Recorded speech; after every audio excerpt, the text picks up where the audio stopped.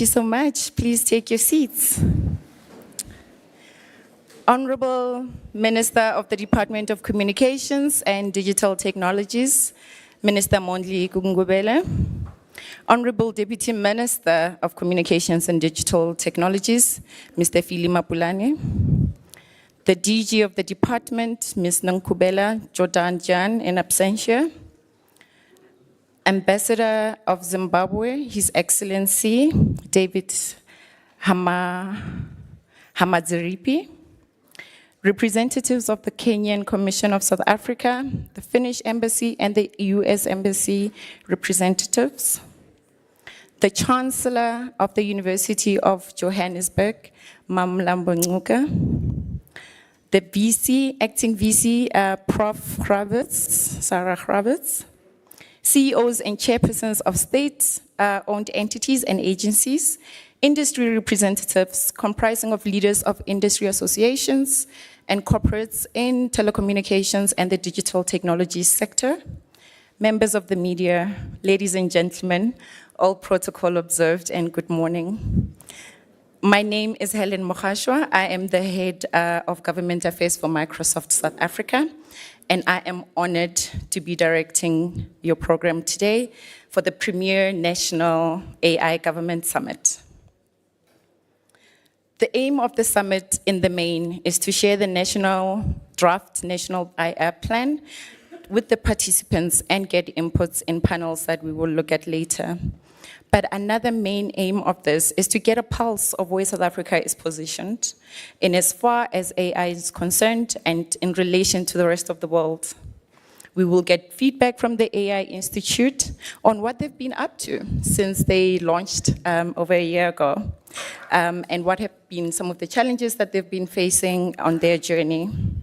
We will also get to hear from industry around the potential of AI in South Africa and its many, many applications that can impact, amongst other things, service delivery. What an exciting program ahead for us. A few housekeeping rules. Please note that there is signage outside that shows where the bathrooms are. There are bathrooms to the left as well as to the right. Tea and coffee, lunch, and all will be served down the hallway. And there are some exciting exhibitions in the hallway that you will see during break and throughout the day.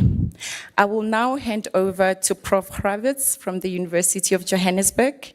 And if I may, Prof. Kravitz currently holds the position of Acting Deputy Vice Chancellor for the Research and Internationalization at the University of Johannesburg. She also serves as a professor and teacher Education and Development. Previously, she served as the Dean of the Faculty of Education at UJ for a 15-year period, concluding in 2021 December. Throughout her academic career, Sarah's research has encompassed various areas, including dialogue teaching, the design and learning environments within higher education and adult education, and the teacher education. Currently, her primary focus lies in projects centered around the evolving educational landscape in the rapidly changing world, with a particular emphasis on teacher education and development. She's recognized in her field as South African National Research Foundation rated researcher. Additionally, she holds the membership in the Academy for Science of South Africa. As our host, she will be welcoming us here today. Thank you so much.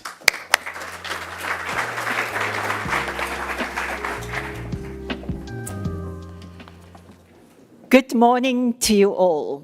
It is my pleasure to welcome you today on behalf of the University of Johannesburg.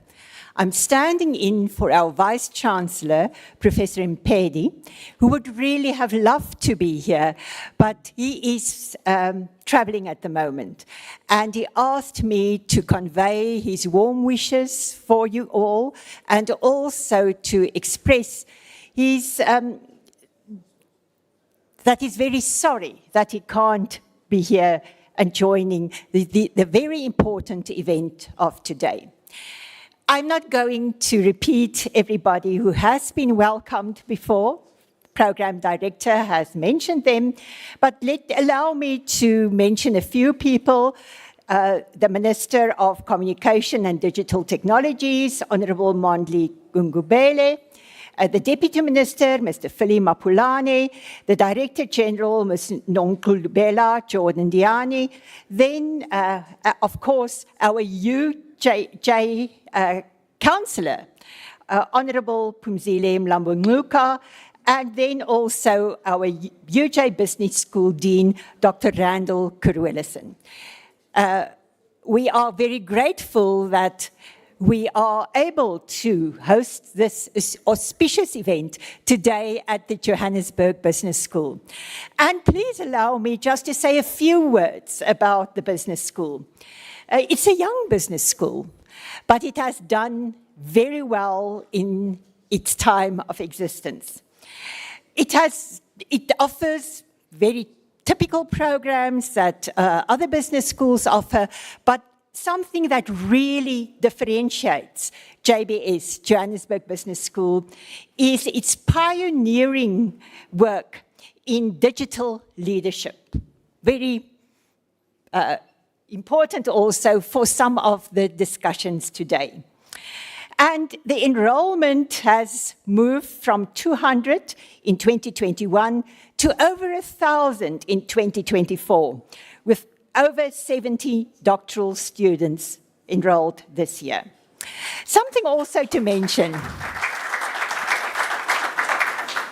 is apart from the traditional type of programs that are being offered, we think what was done recently and with the graduation ceremonies took place earlier this week, and it's for unemployed graduates, a program that is offered to capacitate them to meaningfully participate in the economy.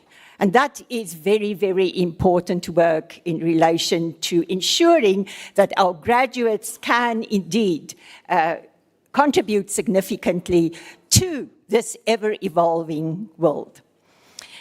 One last thing from me. You heard that I am an educationist, and we are all aware that artificial intelligence is changing the world. It's changing our daily lives in a way that we probably don't always realize. We are also aware that we are sometimes scared about what are the repercussions of artificial intelligence for our own lives. But we also know that we must see how we can capitalize on the strengths and opportunities that artificial intelligence brings. And as I said, as an educationist, this is something that we grapple with in the field of education. How do we harness artificial intelligence, but how do we also understand that we need to prepare our kids and our students who will be becoming teachers to use artificial intelligence in a responsible way? So at all levels of life, AI is so important, and this is why this plan of government is extremely important also. My main reason also for standing here, apart from welcoming you to UJ, is that I have the honor to present to you Dr. Phumzile Mlambo-Ngcuka, who will be our main speaker starting this morning and who will officially be welcoming you on behalf of the University of Johannesburg. Now, you all know her, so actually one does not need to introduce her. But it's so impressive to read her CV, and it's such an honor to do it that I am going to read some of it, not all of it. It's too long. You are quite right, Minister. If I read everything, we will take a long, long time to introduce her. So, Phumzile Mlambo-Ngcuka is a former United Nations Under-Secretary General and Executive Director of UN Women, who completed her terms in August 2021. Apart from her undergraduate degrees that she holds. She also holds a doctorate in technology and education from Warwick University. So, again, quite interesting, Dr. Mlambo-Ngcuka, that you are here today also to welcome colleagues on behalf of the University of Johannesburg, given your interest in technology as it also relates to education. Dr. Mlambo-Ngcuka has authored several scholarly and other opinion pieces, including in the Harvard International Review. She was awarded honorary doctorates from the following institutions: Witwatersrand Technikon, one of the precursor institutions of the University of Johannesburg, the University of the Western Cape, Nelson Mandela University, the University of Fort Hare, Harvard Kennedy School's Center for Public Leadership, and she was inducted in this Harvard Kennedy School of Leadership as a Hulse leader and awarded the Vanguard Award by Howard University for leadership and activism in promoting human rights, equality, and justice for women and girls across the globe. And yes, she has worked tirelessly on programs and policies to reduce inequality throughout her political career. A political journey began as a member of the first democratic elected South African Parliament, then as Deputy Minister in the Department of Trade and Industry, and then as Minister of Minerals and Energy, and finally as Deputy President of South Africa from 2005 to 2008. As the head of the United Nations entity that is dedicated to gender equality and the governance of and the empowerment of women, she was a global advocate for women and girls, and we are all aware of the important work that she's done. She led the organization's innovative work on transforming social inequalities and discriminatory norms with initiatives such as the He for She movement, driving men and boys' engagement in gender equality. And I agree with you fully that gender violence, etc., is not a women's issue, it's everybody's issue, and that is the message that you have been driving, Dr. Mlambo-Ngcuka. She also successfully mobilized a historic $40 billion in financial commitments from member states, private sector, philanthropies, and civil society, as well as young people, which have formed generational equality for the drive of transformative change for women and girls around the world. She continues to be engaged and affiliated with organizational committees to education, to educate women empowerment and for supporting women empowerment and gender equality. Such affiliates include the Umlambo Foundation, and she's the founder of the Umlambo Foundation, the Global Partnership and Fund to End Violence Against Children, she's a board member, and the African Leadership Academy, she's a member of the Advisory Board, and the Mandela Rhodes Foundation Board of Trustees. And of course, we are very proud today that she is here in her capacity as the Chancellor of the University of Johannesburg. Dr. Mlambo-Ngcuka.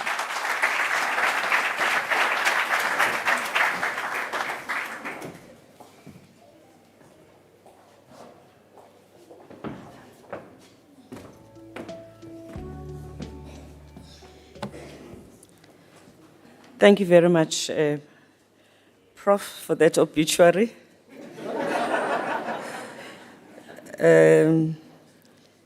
Minister Gungubele, Professor Gravitz, and colleagues from UJ, in particular, colleagues from the business school, thank you for hosting this event.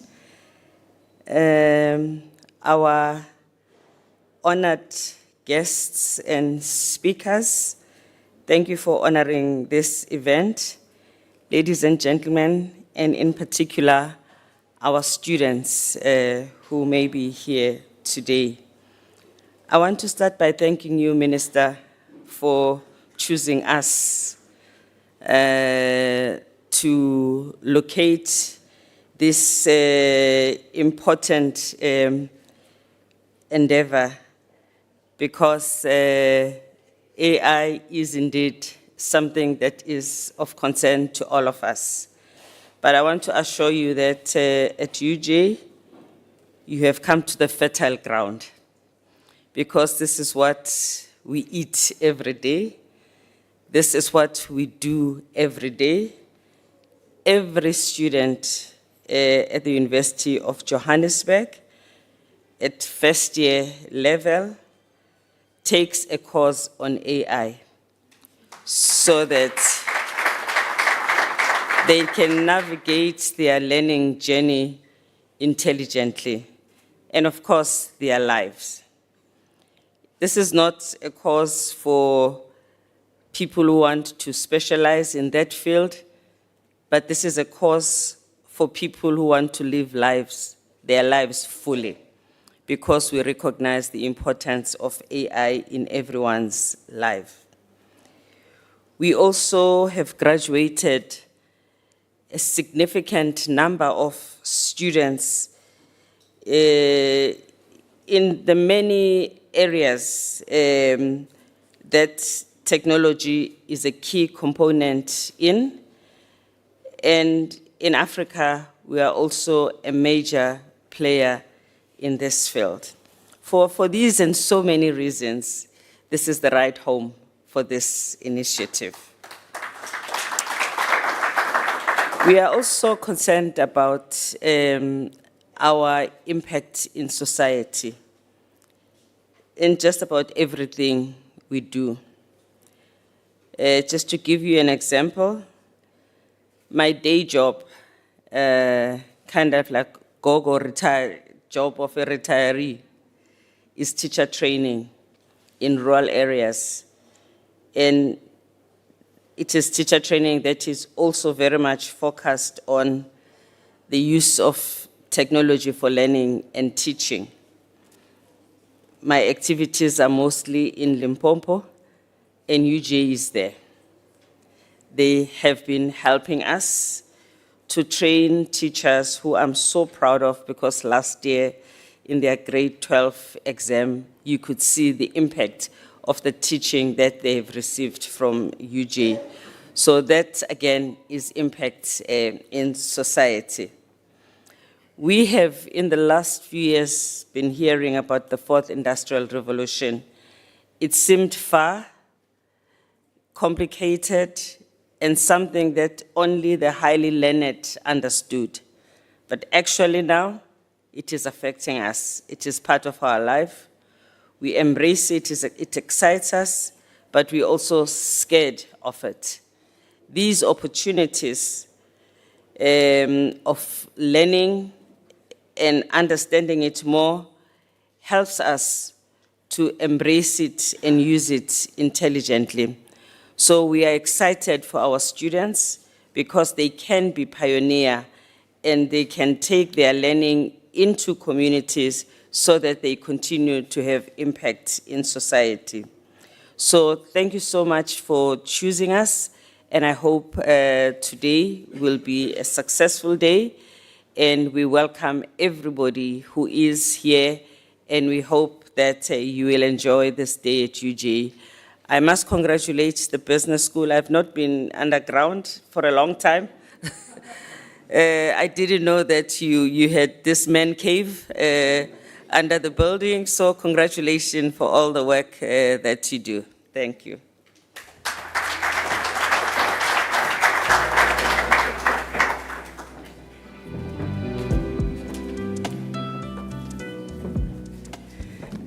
Thank you very, very much, Dr. Mlambo Ngcuka, and thank you for welcoming us to the fertile land. I like that saying. We are honored to be here, and we are honored to be welcomed by yourself.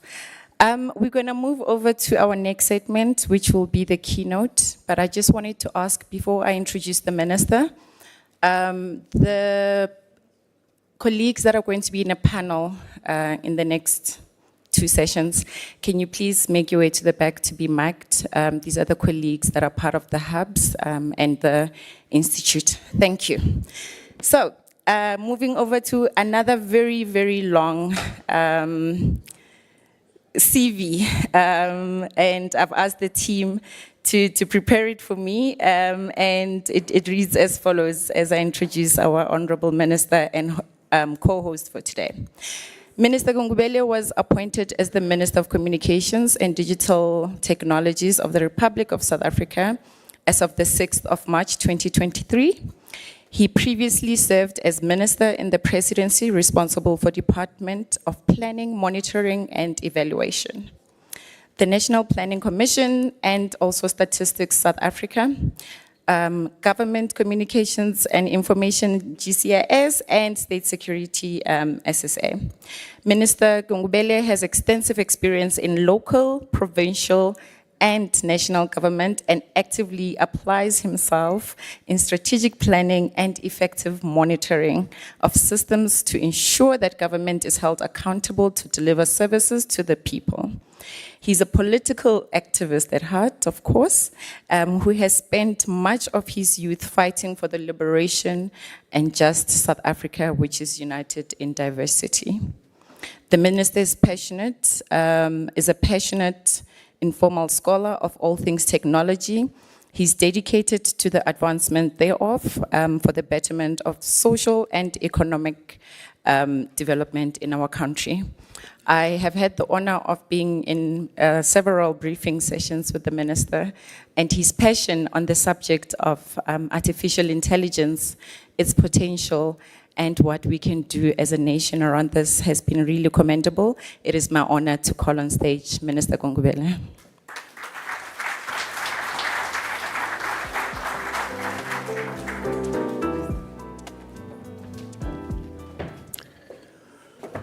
Yeah. What do you do after the Chancellor? I don't like speaking after you because I don't know what to say. Program Director, Helen, Deputy Minister of Chancellor, Dr. Pumzile, Deputy President, and many other titles that I can't mention. The Premier of Province in absentia, His Excellency Ambassadors and High Commissioners, Chairpersons of state-owned entities and associations, Director General's officers and senior officers, our host and Dean of the JBS, Prof. Corelson, the Vice Chancellor, Professor Mampedi, in his absence, a diligent and an activist in this program. Of course, the acting Vice Chancellor, I call her gravitation. Leaders in academia, captains of industries and CEOs, ladies and gentlemen in the House and joining us online, good morning. I thought before I'm formal, just to say a few things. I'm so emotional about today. This is an inaugural AI summit in South Africa. Because having traveled in a short space of time in this sector, it has become clear to me that our country has got a lot of potential, which is not coordinated, which is not properly marshaled, which when coordinated and marshaled, it can turn into something very phenomenal. AI became one of those areas where I realized that we are fractious. And a technology of this nature, which is in the forefront, being fractious is one thing you cannot afford. To me, AI is like a child who's running faster than other children. And there's a risk of that child running and disappear. And when the child disappears, no longer under the guidance of those who produce the child. And the dangers of a child who is not in touch with parents, you can imagine. So that's how AI is. So I had a privilege in Davos, Deputy President, of being in an environment for an hour with the top experts in this technology. All world top countries were represented, be it America, China, and all of them. The debate was about the pros and cons of AI. It was such an exciting debate. It was such an exciting and inspiring, sometimes heartwarming, sometimes. So I left, I was not the same after that debate.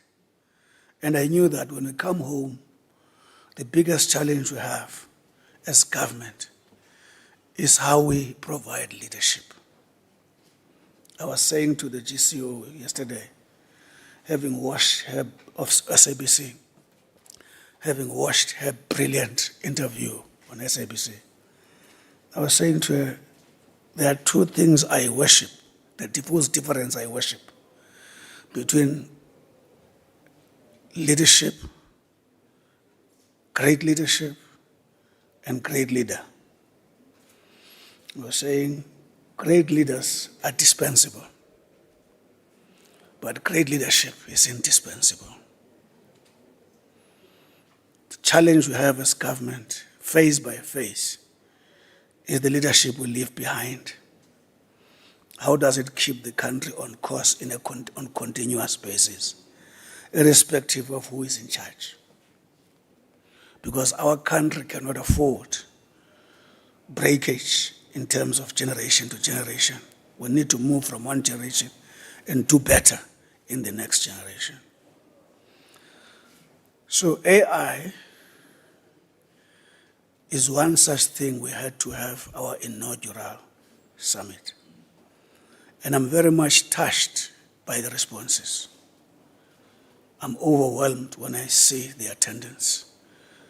And I hope to be as unusually short as possible. It is an honor and privilege to address this gathering that marks a significant milestone in our technology advancement as a country. This gathering, ladies and gentlemen, will forge a route that will guide and influence our actions as we lead future generations towards strong global competitiveness using technology to address human needs. Today, the spotlight falls on artificial intelligence. The Chancellor said, what is its impact on people? Because everything we do, the critical question you must answer is, so what? So what to a poor person? So what to the state of the country? So what to crime? So what to manufacturing?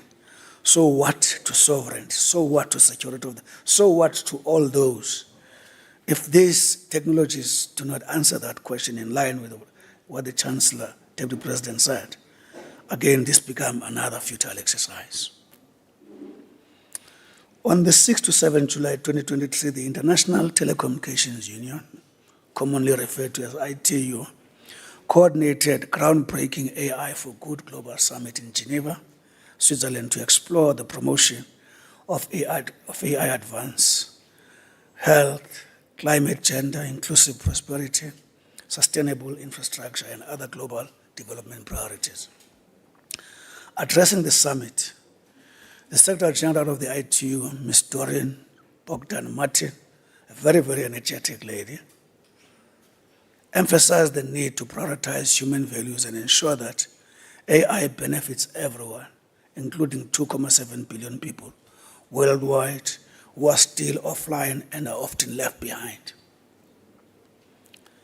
She highlighted the importance of meaningful inclusion, stating, open quote, those who are left behind are at the very heart of the Sustainable Development Goals, and they need to be at the heart of how we design AI. Close quote. The role and potential of AI in assisting the world to get the United Nations Sustainable Development Goal back on track by 2030 is an imperative and a responsibility that every nation of the world must be seized with. Indeed, the era of generative AI is just beginning, and as a country and continent, we cannot and must not allow ourselves to be left behind.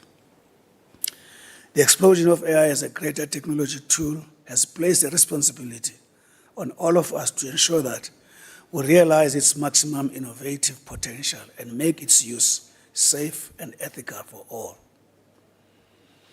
In the global arena, South Africa is seen as an exemplary country with bright prospects within the African continent and the global environment. During the 2024 World Economic Forum held in Davos, Switzerland, remarks were made that prospects of global security and peace has moved from Paris, New York, and Brussels to Pretoria.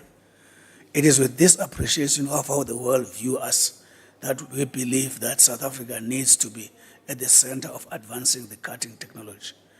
In other words, if we are the reference for human rights, we need to be the reference for leading in this technology, because it finds expression in the state of human rights. Program Director, South Africa continues to tackle the social and economic challenges inherent from being such a diverse country. While the challenges may be many and daunting, they are definitely not insurmountable. Pulling the wisdom and expertise of our sector, particularly AI, we are up to the challenge. As a minister, I'm tasked by law through Electronic Communications Act and various universal access legislative prescripts to develop an approach that will ensure the fast adoption of emerging technologies that will set South Africa towards a brighter future.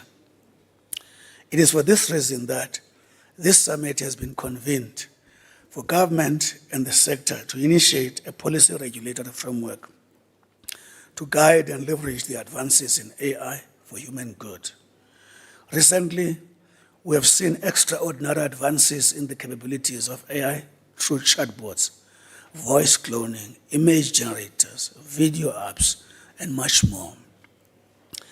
The economic benefit of the adoption of AI has been well documented. For example, in a study conducted by the Access Partnership, it is projected that South Africa, Nigeria, Ghana, and Kenya stand to benefit $136 billion on the adoption and use of AI. What do we say on the harnessing AI to revolutionize our socio-economic well-being? AI is built on the understanding that machines must complement humans. The Organization for Economic Cooperation and Development, commonly referred to as OECD, study indicates that, open quote, people now live alongside digital technologies in the physical and virtual worlds. These include machines pre-programmed to follow a precise set of rules, or that are fully autonomous and can operate without human intervention. They include immersive environments that combine features of physical and virtual worlds to create realistic experiences, such as precision farming and surgical training, that would be difficult to reproduce in real-world setting. Behind these and other innovations in the early phases of implementations are complex mathematical models trained on large computers with vast amounts of data to emulate human-like cognitive function, that is artificial intelligence, close quote.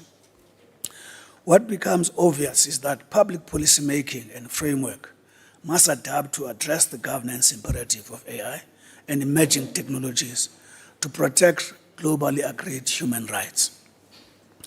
AI policies are key to building strong digital ecosystem in which governments, business, and individuals can reap the benefits. As we carve out a response towards the adoption of artificial intelligence, policy and regulation position within South Africa, there are three main aspects that would have to be understood when we endeavor to harness AI.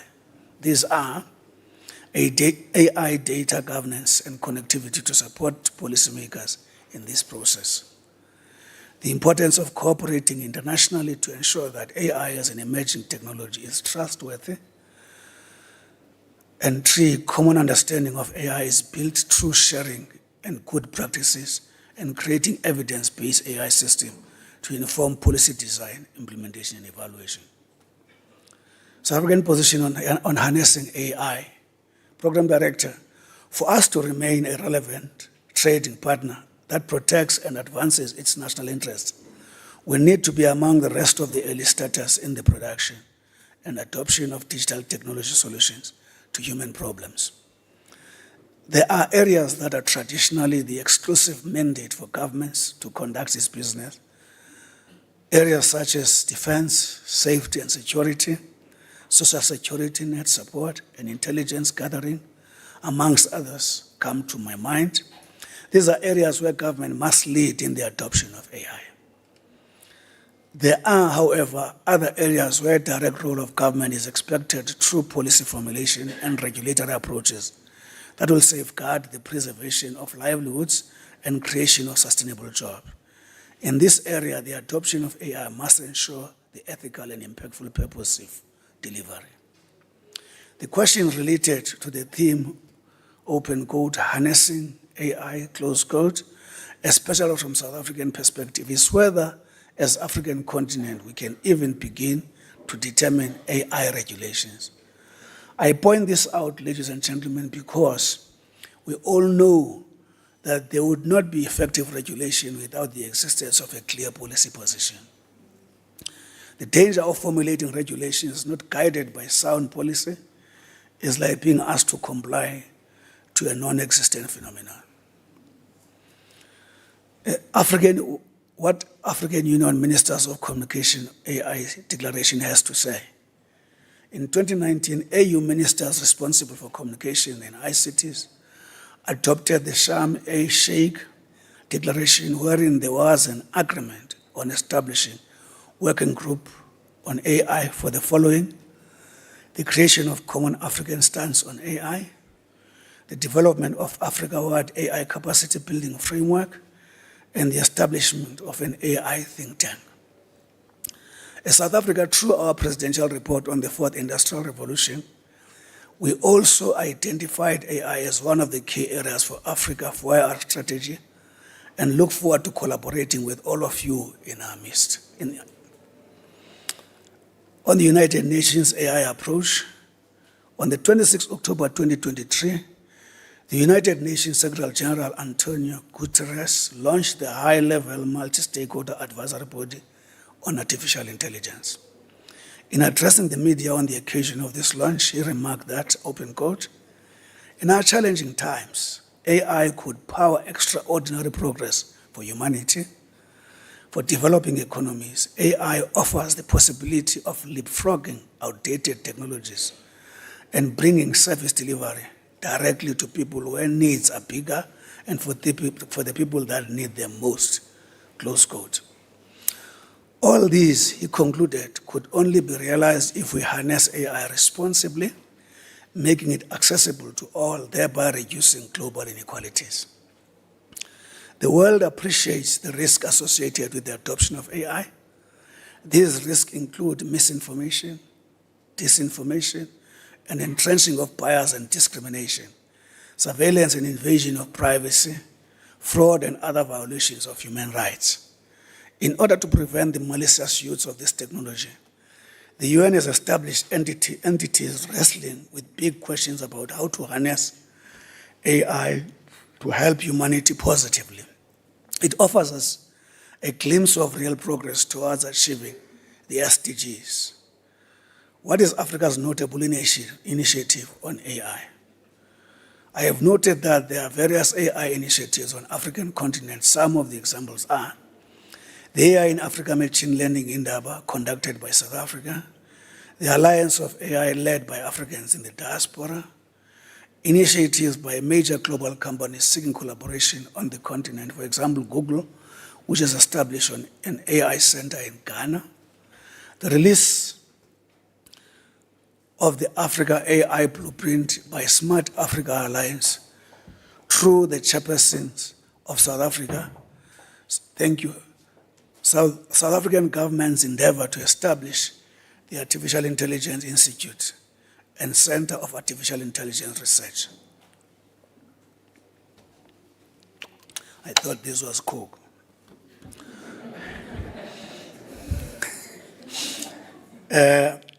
Noting this, I therefore impress upon cloud companies such as Microsoft, Google, Huawei, Nokia, and Amazon Web Services, amongst others, to continue establishing AI research centers in Africa.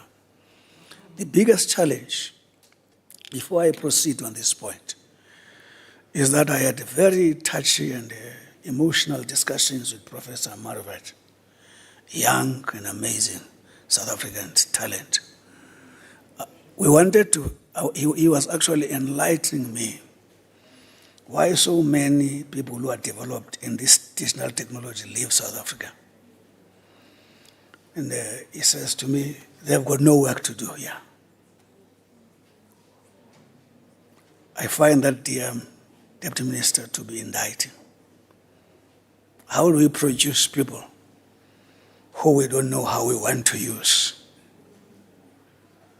That's a huge challenge. As a result, they are taken all over the world by Europe, America, and everywhere else.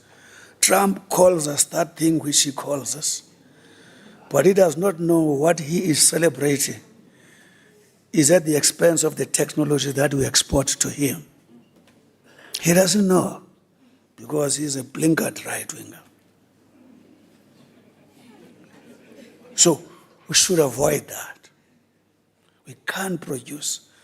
Professor Morales was saying about 2 months ago, he says, under me, he either said, I produced 39 doctorates or masters. He says, Mesa, where are they? This is the biggest question we must answer. Where I work, I won't tell you the department because it's a sensitive department. It's a sensitive department. It sent people in Korea, trained them in this technology, young people, well trained. When they came home, because we in government didn't have work for them, private sector took them. So this is a major question, a takeaway, Deputy Minister. My DG is not here. She is doing another job. I'm sure those who watched me on interview yesterday, it was post office. She is spending 24 hours out of her bed to find how can we reduce that 4,700 that is being retrenched. She couldn't come here. She had to cancel this meeting and replace it with that. I don't want to see her because I know the stress she's going through. But if she was here, I was going to say the same thing to her. This is the huge question we must answer. When I was a mayor in Ekurhuleni, I led something called Retropolis, airport economy. Our ambitions, we kept on finding Ekurhuleni children in Midrand, in Tshwane, in Cape Town. We asked the President, why are these children here, not in Ekurhuleni? We realized that they had no dream to live for in Ekurhuleni. That's how we realized the power of the airport economy. And when we started that, it ignited. You can see the corridor around Aratontuan, business community and everything. A number of kids of Ekurhuleni. Now, when they grow, they see the dream for which to live is in Ekurhuleni. Now, our children, as they go through school, as you say, first year, all of them go via AI. They must be inspired by how are they going to use that in their own country. So this is a huge question here. I thought I must pause here.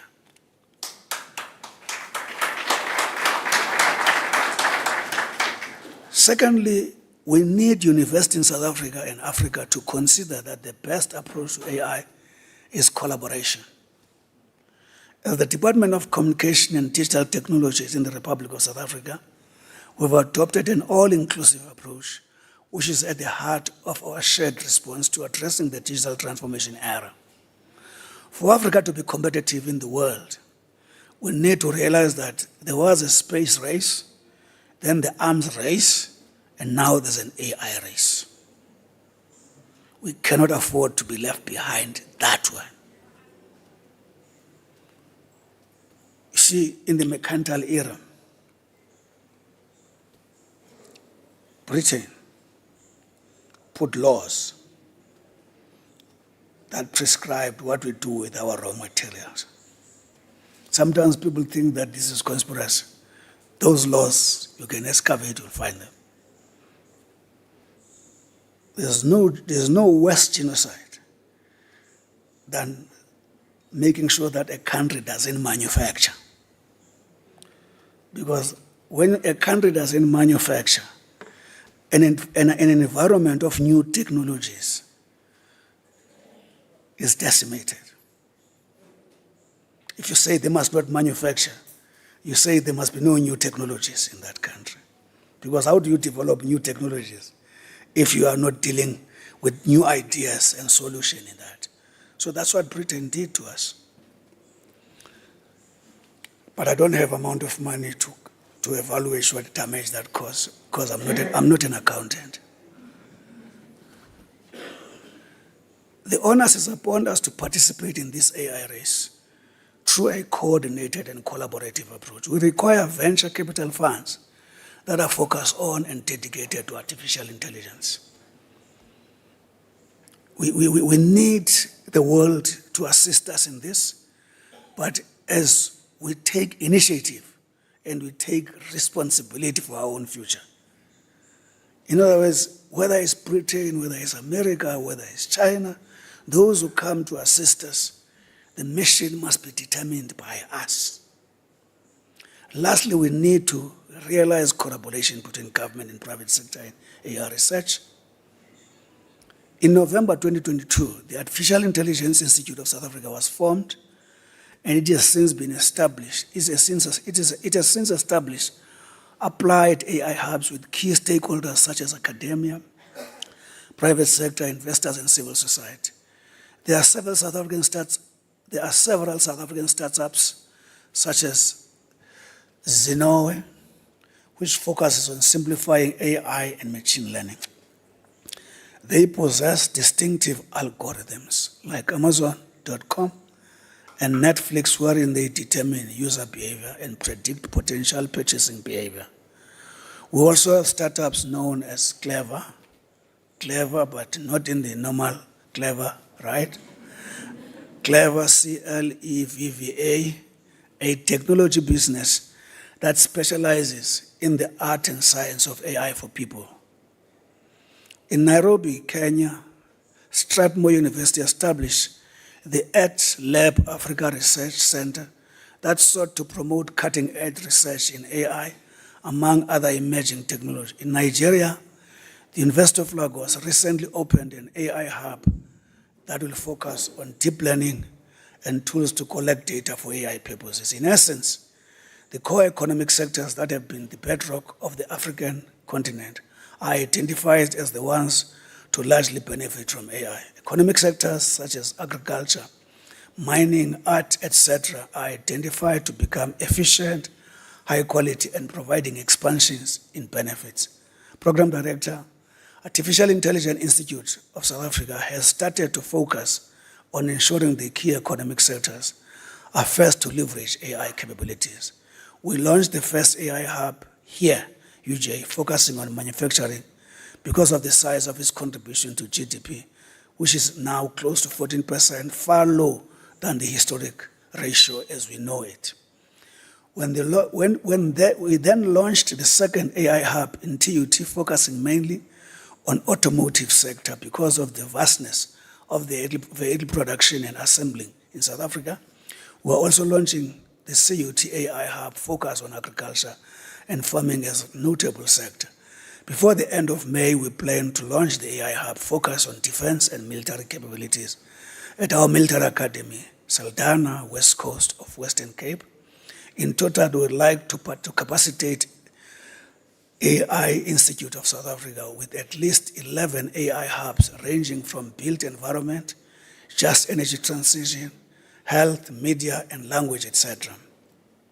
The ITU call for the AI for good approach that still must be adopted by the member states. I therefore encourage all the African countries to work in unison to adopt the recommendation of the AI for good principles, which encourage for a trusted, safe, and inclusive development of AI technology and equitable access.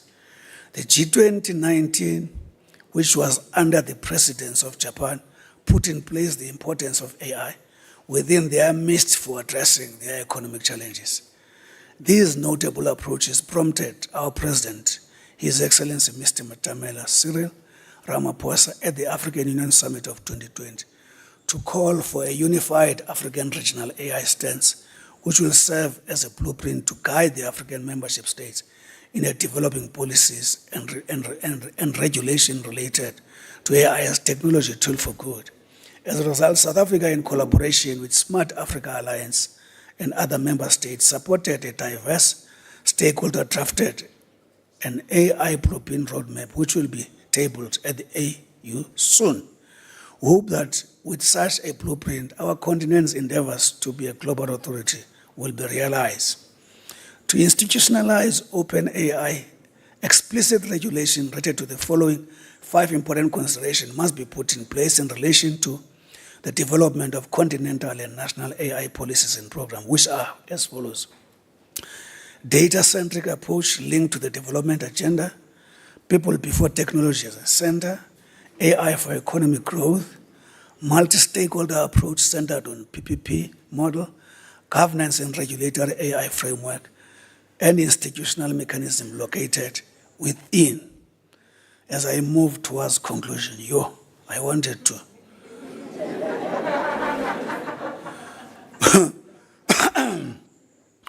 We must, as a continent, recognize that increased availability of digitized data in the global economy, unlimited access to computing power, and lower data storage costs are important in driving the growth of AI globally. I am happy to announce that an AI Expert Advisory Council will be appointed, and it will comprise of a group of eminent persons that will guide us towards the implementation and advancement of AI policy and regulation, amongst others, in our country. To this effect, I have appointed a brilliant young man in Professor Vukosi Marivate. I thought Marivate is English. And I was told yesterday is Venda.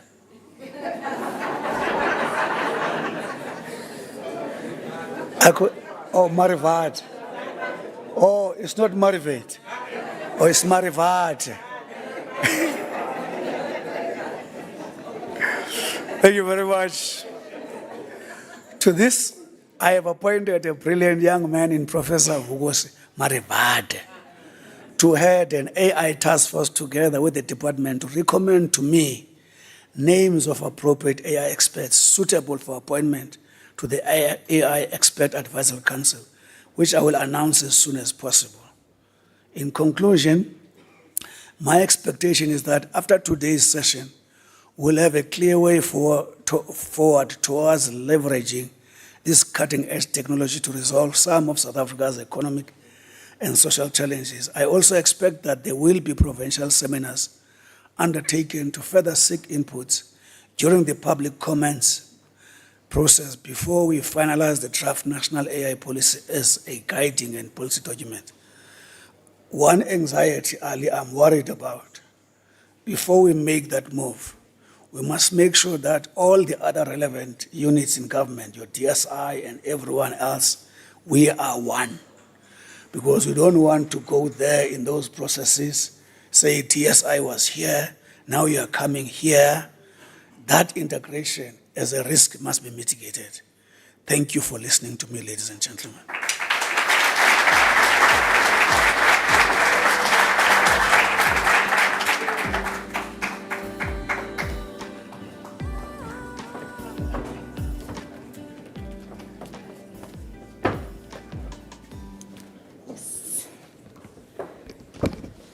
Fantastic. Thank you so much, Honourable Minister, for that keynote.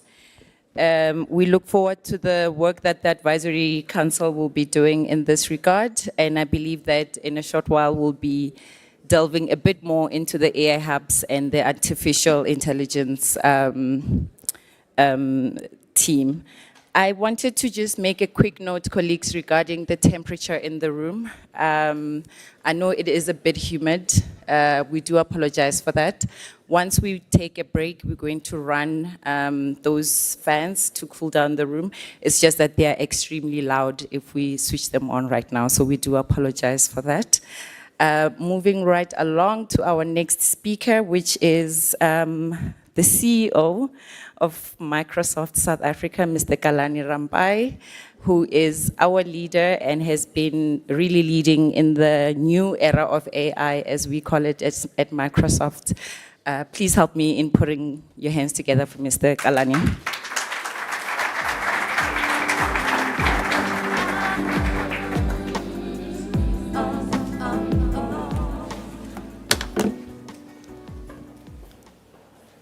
Honourable Minister, Honourable Deputy Minister, Madam Vice Chancellor, the Acting Deputy Vice Chancellor, all important guests today, ladies and gentlemen, good morning, and thank you for giving me this opportunity to also share some few thoughts on the artificial intelligence topic, which is very, very important to all of us today. I think for me, what is really exciting about this new era, as Helen said, we call it at Microsoft, is really the potential, Minister, that it brings to the prosperity of Africa. It is estimated that the GDP of the world will increase by 15 trillion US dollars. If Africa were to capture just 10%, there's $1.5 trillion for Africa. And we can all imagine what we can do with $1.5 trillion in solving all the most complex problems that we face as the continent.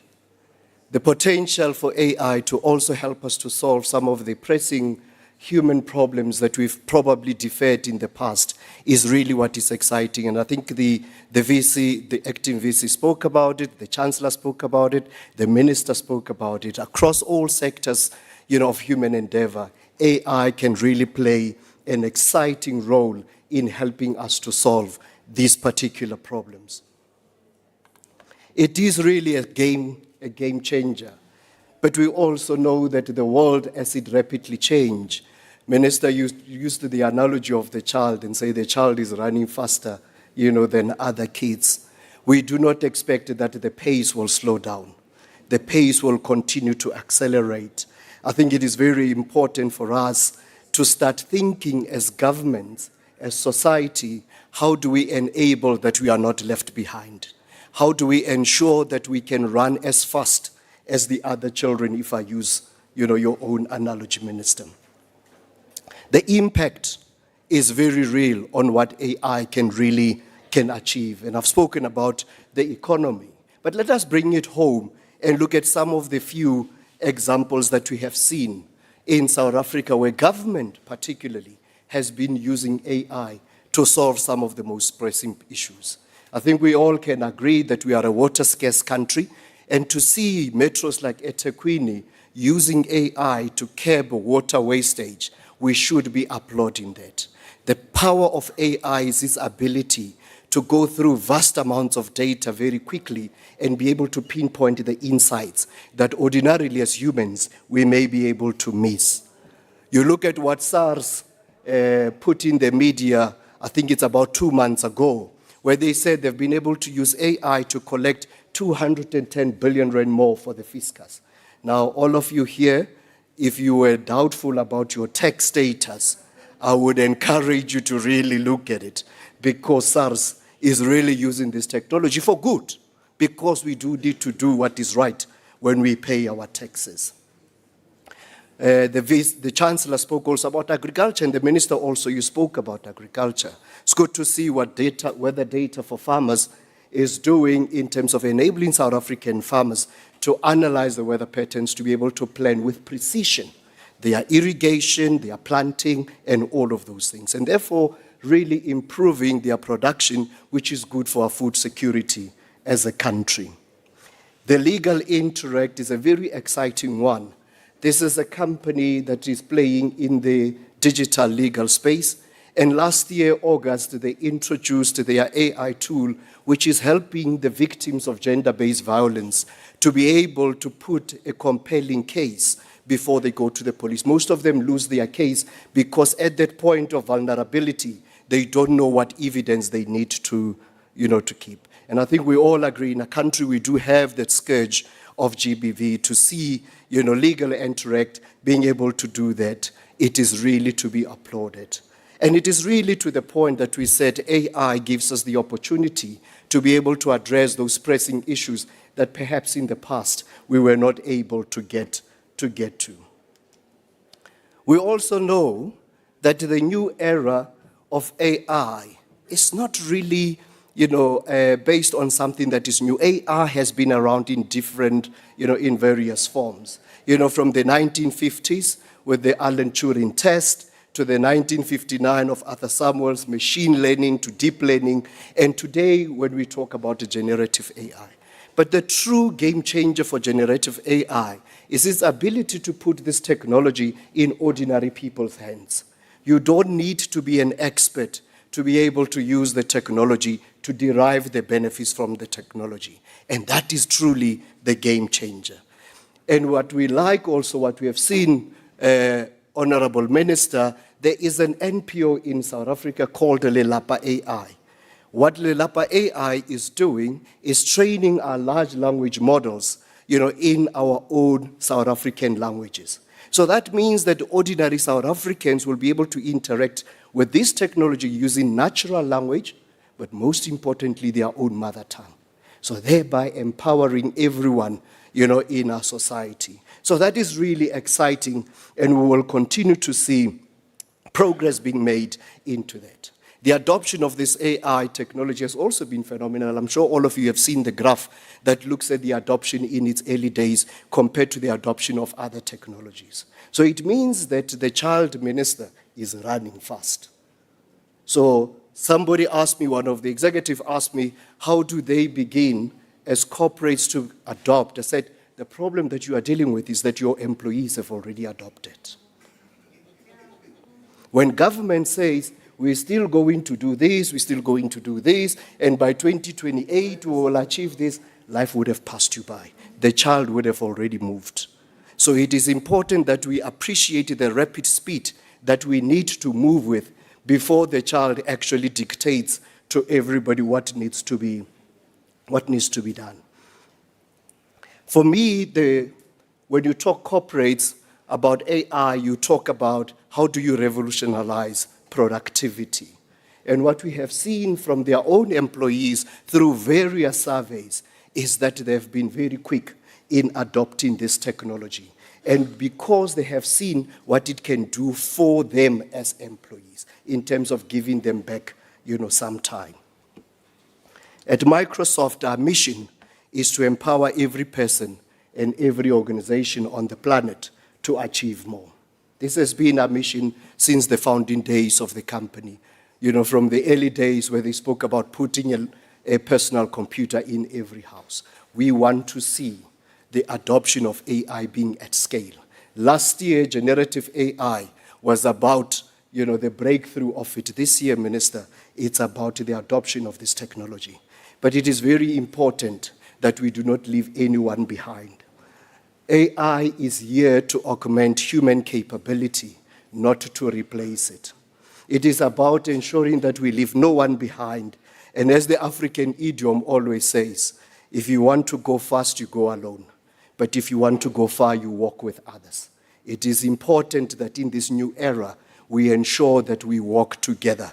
And you spoke a lot about partnerships, and partnerships are indeed very important for us to ensure that we walk fast. We walk far, not often, but this time around we may have to do both. We have to walk fast and walk far all together at the same time. Because the opportunity for AI cut across everything that we do. We spoke about academia. We can think about what it can do, for the way that we teach today. We can think about how it can improve the healthcare that we provide, to our most vulnerable people. For me, it is also about empowering the rural communities with enabling technologies while respecting their cultures, traditions, and ways of life. It is not about changing people. It is not about replacing people. It is about changing people's lives. It is about empowering everyone.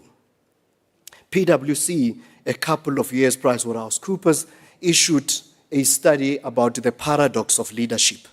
And in there, they identified 6 paradoxes of leadership. There's one that particularly talks to this era that we find ourselves in, and it talks to the tech-savvy humanist, a tech-savvy humanist. And they say the paradox lies in that those with technical skills do not automatically have the necessary skills to understand or guide the people's human needs. And those responsible for people do not always realize the impact that technology has on the organization and people. The essence, therefore, of a leader who is a tech-savvy humanist is to anchor the success of the organization on marrying the two, in so doing, offering a better future for their people. The same applies to running a country. The same applies to leading a nation. We need to be tech-savvy humanists. That means finding a balance between technically savvy with a focus on the people. Therefore, for us at Microsoft, AI transformation puts humanity at the center, solving the most complex problem humanity faces today, whether it's healthcare, education, safety and security, food production. But at the end of the day, it is not about the technology for what technology is. It is about transforming the lives of people with enabling technology. And like I said, we have seen already that most people are adopting the technology. According to the Work Trend survey, 75% of the employees that they surveyed had already started using technology before even the organizations had adopted the technology. And because they saw opportunity in improving their daily lives by being able to delegate administrative tasks to this technology. We all sit in meetings the whole day. Nobody wants to really sit in a meeting and take notes. What AI enables you to do is to be able to leave the note-taking and action planning to the technology so that you can apply your time to listening to others and being able to push across your point. It is about helping them on the analytical thinking. Like I said, the ability of this technology to go through vast amounts of data at the speed of light to be able to help them to be able to get to the outcome that they want. The most important one is also about unleashing the creativity and their innovation. Because AI is giving them time back, they need to use the time to be able to use their creative skills in coming up with innovative ideas for the organization. A couple of weeks ago, I was talking at the Microsoft event, what we call Microsoft Envision, which is helping business leaders to envision what this technology can do for them. And I said to them, the one critical thing that they need to think about is how do they cultivate the culture of innovation in the organization. Because we know this technology is going to improve productivity and give people back some time. You want them to use that time for creativity, but that means you need to create a platform and a culture that enables them to do that. And I said to Minister, if you don't do that, you might find them using the time to play solitaire on their machine, and then I realized that, okay, maybe I've given away some of my age in doing that because nobody knows today what solitaire is as a game. I, for one, have seen the benefits of generative artificial intelligence in my own daily experience. As any business leader here would attest, there's a vast amount of correspondence that you need to deal with on an everyday basis. You don't have the time to go through all of that. The ability for me to use this generative technology every day to summarize all the emails, all the letters, all the chats that I've received to be able to pinpoint which ones I want to focus on has been really tremendous for me. At Microsoft, we call that technology co-pilot, if you want to buy it, by the way. It's M365 co-pilot. And I've got a couple of my guys here, they can help you with how you can purchase that. But it will change your life. It has changed mine, certainly. But in talking about AI, as the previous speakers also said, it's important that we adopt the technology very responsibly. And to us at Microsoft, this is also very, very critical to ensure that whatever the products that we develop, we do so responsibly, but how we adopt and how we implement it for our clients, it is also done very responsibly. We do know in our country, there are some few basics that we still need to get right. And others relate to the infrastructure that will enable that all of us, as a nation, we have access to these. And there's work that we still need to do with regard to internet connectivity, particularly for the rural areas. But as the Minister said, this is the problem that cannot be left to government or industry. It requires a partnership to ensure that we can roll it out. The second piece that is very fundamental is also about digital literacy. How do we skill up as many people as possible to be able to use these digital technologies? Minister, you will be glad to hear that last year's Microsoft, we introduced with YES the skilling program for 300,000 youth in South Africa on artificial intelligence, from basic, intermediate, to advanced. And we will continue to roll out such programs. I'm also very proud, Chancellor, I don't know if you know about it, to be at UJ today, because we have worked with UJ to introduce a postgraduate program on artificial intelligence, and they were the first university to take up that opportunity for collaboration. And we continue to talk to other universities about it. And this is a program that is not just sponsored by money by Microsoft. This is us putting our own expertise in crafting that curriculum with the university. Because, like I said, our mission is to empower everyone on this planet and ensure no one is left behind. But being able to implement this AI responsibly requires that there should be some guiding principles. And at Microsoft, we've got those 6 principles that are on your screen that guide us when we talk about AI. And I was very proud when I read the discussion paper for AI, for the government. These 6 principles are there. I think they're on page 39, if I remember well, Minister. I couldn't miss that, because for me it was an attestation that we are on the right track as an organization. But to be able to ensure that these, are implemented at scale, there are 4 things at Microsoft that we focus on. And the first one is governance, ensuring that there's proper governance around the procurement, the use, and the development of this technology.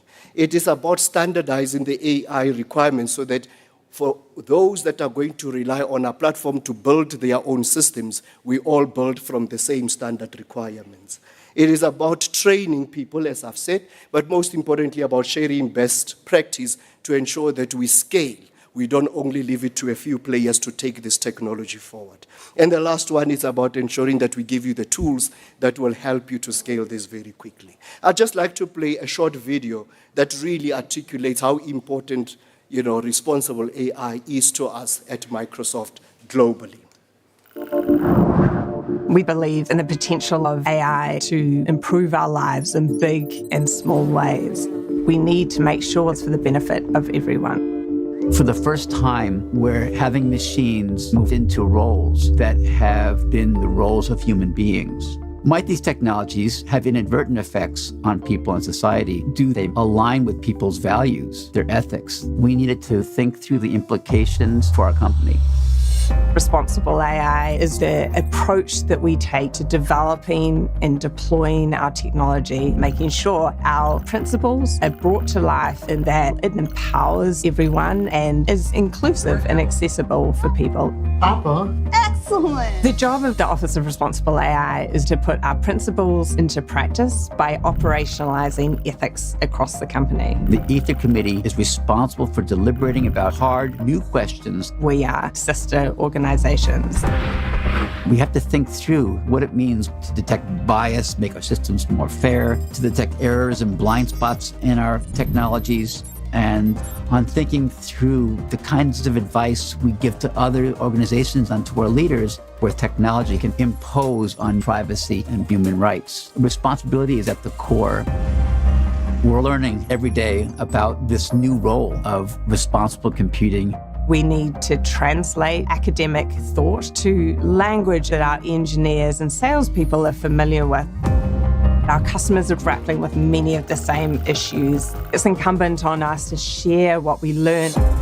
It's about trying to do better every day, working with our customers and outside agencies to develop processes and deliver responsible computing technologies to the world. I think we can all appreciate from that really responsible AI is at the core of Microsoft when we talk about democratizing AI for everyone's use. Through a recently published white paper on AI in Africa, we have identified 5 areas that we think we all need to abide by in ensuring that this truly becomes a responsible new era when we adopt this technology. And the first one is about building on government-led frameworks. Our governments already have enough legislation, that has governed certain aspects. Like I said, AI is not a new technology per se. What we're talking about is the inflection point of all these different technologies that has gotten us to here. But to move with speed, we need to ensure that we do not reinvent the wheel. We need to build on the existing government frameworks to ensure that organizations can better govern, map, measure, and manage the risks associated with AI.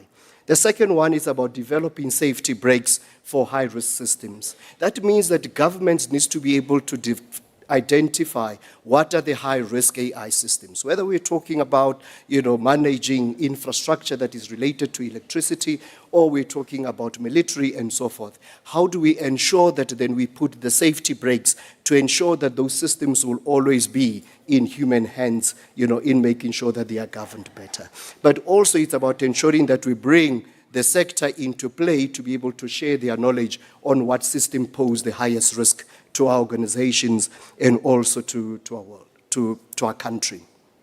The third is about creating broad legal and regulatory framework. And this is about multi-tiering the different licensing systems. Like I said, when we're talking about high risk, but also making sure that we do not also classify everybody into one framework, but we can be able to tier, these different systems into the regulatory buckets. The last one, the fourth one, is about transparency around the AI systems. And we know there's always a balance to be had between security and transparency. But it is important that we govern that people should know how AI is used in the things that they interact every day. Whether it is a content that is created, how much of that content was created by AI, so that there is transparency when they use the technology and when they consume the products of that technology. And last one is also about ensuring that we pursue public-private partnerships in solving the societal problems. And Minister, you spoke a lot about the partnership, so I will not go back to it. But suffice to say that the Africans always say it takes a village to raise a child.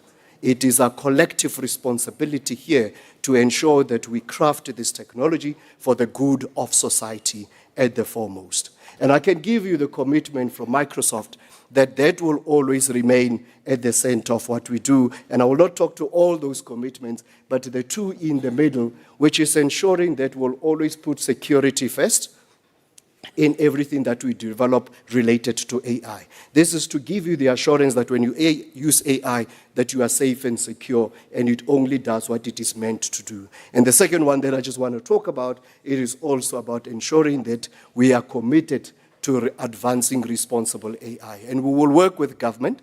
One of the things that we've done also in this aspect of responsible AI, to go beyond just the legislation and the legislators, was working with the big global religions, the Islam, the Judaism, and the Christian religions, to create a charter on responsible AI, because we know that this technology touches all aspects of society.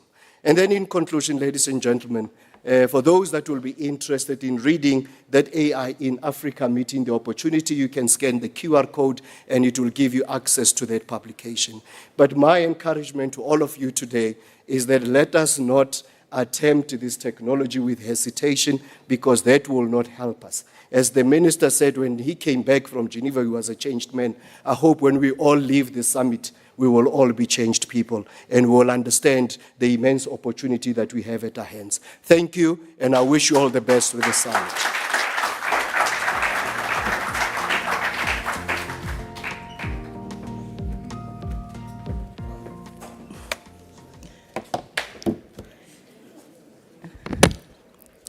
Great presentation, Mpatiwam. Ladies and gentlemen, I know we are feeling a little bit tired now. I will ask for your indulgence for a few more minutes as we go into our last session before the break, which will be a panel discussion. The panelists know themselves. I'm going to call up the moderator as well as the panelists to come on stage as we quickly move into this session. Before I do that, I just wanted to apologize to the community, the deaf community. We hope that we can use AI to produce reports that will enable them to hear what has happened here today. Thank you. Can I please call on stage Mr. Nick Bradshaw, who is the chairperson of the South African Artificial Intelligence Association. He will be chairing this amazing panel. Please do come on stage, Nick. Nick will then be moderating the panel, and the panelists are Mr. Alfred Mashishi, who is the coordinator of AISA, and he's the acting DDG for ICT, International Affairs and Trade at DCDT.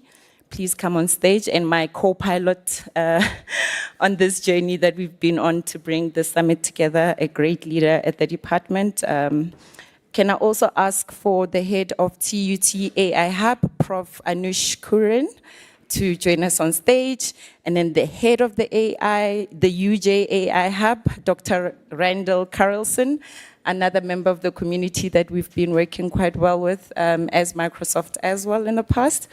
And then can I also ask for the head of CUT AI Hub, Prof. Alicia Marcus. That does make up the, oh, and can I also ask for Janita Clarkson, who is our leader in the Digital Council of Africa. She heads up that organization where we are all members. Thank you so much. Can someone please come take this off so that we can hand over to our panel? Thank you. Do you want me to skip the questions because people can ask questions at the break, or just to get everything back on time? Why do you want to be on this side? Because I'll be the first. Question after.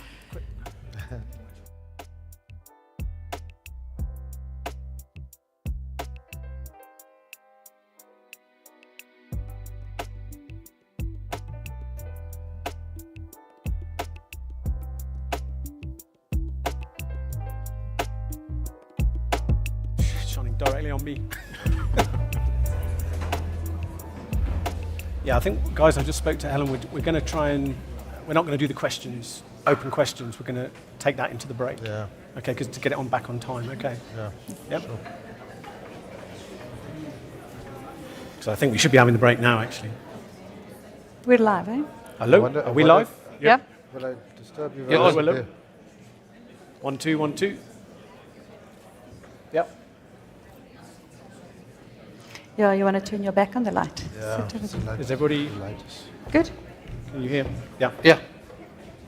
Okay, everybody. We're going to crack on with the panel. It's great to be chairing this panel today. I want to thank Ali at the department for asking me to do that, and to the Minister, Deputy Minister, our distinguished host, the VC, international guests. It's a real honor to be here today on what is a very auspicious moment in the journey for South African and African AI. There's some amazing people in this room today solving some pretty big challenges, but equally there's a lot of opportunities ahead of us. I chair and founded the South African AI Association. We're an industry body that is focusing on bringing people together around the topic of responsible AI. It was great to hear the CEO from Microsoft talking about that as a concept. It should be at the heart of everything we're doing in this space. We're a voice of the industry back to government, and we have many stakeholders in our organization. And if I can give you an action from today, it's free to join the association as an individual member. I ask you to join. We've got 1,800 members so far. If you go to saaiassociation.coza, sign up. It'll take you 2 minutes, and then you can be part of our organization. So on with the panel. I know it's hot. I think we're in a former car park down here, or is it a nightclub? I'm not too sure. But And I heard it called a man cave earlier on. So whatever it is, it's hot, and we're due a break any minute now. So we're going to crack on. So the aim of this panel today is to really look at the Artificial Intelligence Institute and dive into that a little bit more. It was set up as one of the key actions from the Presidential Commission on 4IR. Obviously, that commission and the onset of COVID delayed many of the activities that were recommended from that. But I'm glad to see now that the hubs are being set up. And the idea of today is we're just going to dive into each of the hubs and look at some of the progress that they're making, some of the challenges and opportunities that they're embracing. So I'd just like each of the panelists just to quickly introduce themselves. We start with you, Juanita. Hi, everyone. My name is Juanita Clark. I'm the founder and Chief Executive Officer of an industry association called the Digital Council Africa. Anish? Hello, everyone. My name is Anish Kurian. I currently serve as the Acting Director of the TUT Hub of IESA. Thank you. Hello, everyone. My name is Elisha Marcus. I'm currently the Acting Director for CET AI Hub. Thank you, Nick. My name is Ali Mashishi. I'm a policymaker. I'm from the department, and I'm responsible for coordinating this work, and as well also looking at internationally how do we deal with ICTs to capacitate us. Thank you. Good morning, I'm Randall Corrales, and I'm the Dean of Johannesburg Business School, and I'm also taking care of the AI Hub at the school. Brilliant. Well, thanks, everybody. Thanks for those brief introductions. So just on to the first point of the panel, it's really directed at Ali. You're in the hot seat initially here. So in terms of the Department of Communications and your general approach to establishing the AI Institute and the hubs, what was driving that? What was behind that? And what informed that? Thank you, Nick. I think the Minister has outlined one of the key aspects as why government is taking this up. But I think I need to give just back up on the matter Minister raised. We have realized that artificial intelligence is considered to be the 21st game-changing technology called purposive technology. As we all know, that the wheel was the first one, the discovery of the wheel, and it changed the world. So the 21st one is called the artificial intelligence. Now, how then did we get to where we are? Firstly, government is the greatest equalizer. Government is created to ensure that all citizens enjoy the benefits and have equal access to what we consider to be an important tool. So as government, we then realized that what's happening globally is that countries are taking in approaches. For example, in Saudi Arabia, they established what they call SADAI, South African Digital Data and AI Agency. And in Estonia, they used it through mystification. They call it the GRATS, so that everybody can be able to relate to. So in South Africa, we then said, we understand that there's technologies that are changing, 12 technologies, and they're in the categories of physical changes, biological impact, and then connection in terms of digital. Then we set up a fourth industrial revolution, the commission, that then points South Africa to say, in these technologies, which ones are much more beneficial and to put effort to. If you look at the report and you check the word count, AI has the highest number in it, in every explanation. Therefore, the report, which was adopted, said we need to take AI as a technology of choice, embed it in the state, and make sure that the research, development capacity, and the innovation impacts everyone. So that's where we then had to come up with the approach to take. Now, I read this book, and there's also a movie called The Boy, The Horse, The Mole, and I forget this other one. But what it says is that when the horse was with the boy, And the boy said to the horse, I can't see. I don't know where I'm going. I can't see my destination. The horse said, but do you see your next step? And the boy said, yes. And the horse said, then take it. So in this initiative that we created, the AISA, was to make sure that we take the first step and make sure that we drive our country in relation to what is our social and economic sectors that gives us the greatest advantage. Then we said, when you look at these sectors, which a sector which carries much more delivery? We said manufacturing. Because South Africa, AI is going to impact on the productivity part and is going to hit more on the services and the manufacturing. And they say that agricultural countries are going to benefit more.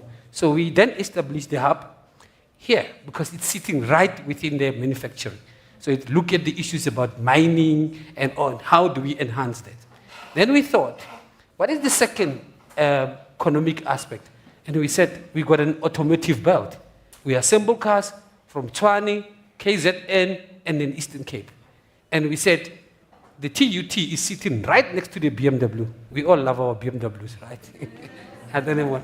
And then we said that it will look at that issue and be able to make sure that we take that advantage. And we thought, we have a son, we've got the land, right? Breadbasket of the country. Farming and agriculture, and we know precision farming and the issues that are. Then we looked at the center of the country, which is the CUT, which is ready to drive the issues around how do we take advantage.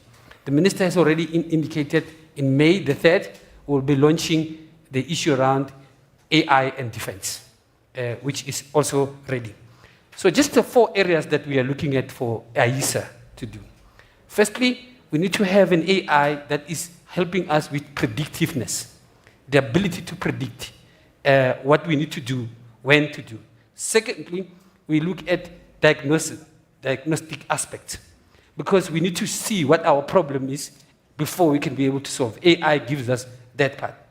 Thirdly, it's the issue around automating the services, right?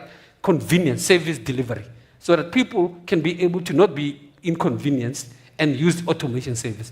And lastly, we have a policy planning process. I mean, I was looking at the NDP. If we had AI, it was going to tell us whether the projection of the GDP and what's going to happen. So the analytical aspect. So those are the 4 areas we want to see AI assisting us. So then that's how we establish the hub, Nikki, and I'm happy that the take up is there. Thank you. Thanks, Ali. I mean, just obviously anyone that's new to the AI Institute and the structure, they're obviously centered around themes. Ali's just outlined some of the key ones. And obviously, I believe there's more hubs going to be announced in the near future. So thank you for that, Ali. So if we look at the sort of hubs in more detail, if we go to UJ first, Prof. Randall, obviously you've been on the longest journey. You were established in November 2022. I think that was the month that ChatGPT was released. So it was kind of, the world went a bit crazy from that time onwards. But what's been your experience now in setting up the hub, some of the progression that you've seen, opportunities that you're seeing, some of the challenges that you're seeing from the UJ side? So thanks for that. It's been quite an interesting journey because in addition to us being assigned catalytic projects, we also had to apply our mind as to the appropriate governance model, the best way to interface and the best way to make progress. So we actually did both. We did a lot of research in other countries who has made them the fastest progress. So we did that in conjunction with the catalytic projects that were assigned to us. So let me first talk to the former. So when we looked at some of the research that says that there are a couple of key things that you have to do to be effective as a hub. And that is, first of all, you have to be premised on a national AI plan. There must be a national consensus about the way you're going forward, and this is what we are doing, and this is still in progress. But there are a couple of key indicators that we've learned from the Oxford Government Readiness Index. If you look at the countries that derive the most benefits from AI, those were the countries that were able to address 3 important KPIs. First of all, they made sure that they were inclusive. In other words, all the stakeholders, government, academia, private sector, and society there's a national consensus about this being important. The appropriateness of the regulatory framework, And then, of course, the availability of the oil, the data, and the exchange of data. So we looked at that, and if you look at the 2022 index, then countries like the USA, the usual suspects, Singapore, they're right on top. They were the best able to harvest the advances in AI, and they made massive progress. Now, I won't delve into the economic benefits that they derived. It's manifold and multifaceted. So whilst the economic benefits are very alluring and very novel, you have to make sure that you also put in place the benchmark, the checks and balances. And those are what is in it for the ordinary citizen of a society. How do you protect the vulnerable that they don't lead to a further colonization or exploitation by major players in this field? So all of that we did quite a bit of research on, and we were able then to develop frameworks that we were able to discuss with government and say, if in the rollout of this whole strategy, these are the things that we have to take in on board. And of course, I can talk a lot about that, but those were certainly the type of research we did.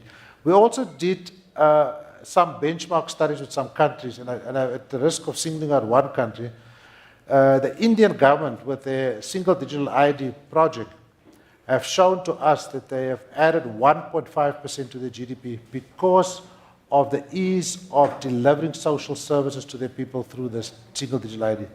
1.3 billion Indians are biometrically mapped through single digital ID. They transact, they use that as a basis for banking and for transacting and for the delivery of social services, social grants and all of that. So that's oil that fueled the economy, and they could prove that they added 1.5% to their growth figures. And in fact, that's a very interesting example because almost by stealth, they have co-opted the entire population to lobby or to push behind the national AI strategy. And the other unforeseen benefits, of course, is that they themselves admitted as they rolled this out, they saw these benefits coming through. People in Bangladesh, for instance, women were able to do freelance work for AI companies in other countries, and that brought down the unemployment rate to single digits from 15% to, I don't know what the number is, but below 10% at least. And so those unintended benefits then started to even strengthen the momentum of AI adoption. But let me talk more specifically to what we've done then as pertains to our catalytic projects. So we've developed an AI readiness framework for government, corporates, and small businesses. We've developed an AI maturity assessment framework, which we are sharing with government. Like I mentioned, the single digital identity document, we hosted 2 summits here already. There's a lot of enthusiasm. Many countries want to collaborate with us. And also many, shall we call it, private sector companies are in on this. Then we have established a relationship with Microsoft, with UNESCO, and with Ghana to roll out AI in agriculture.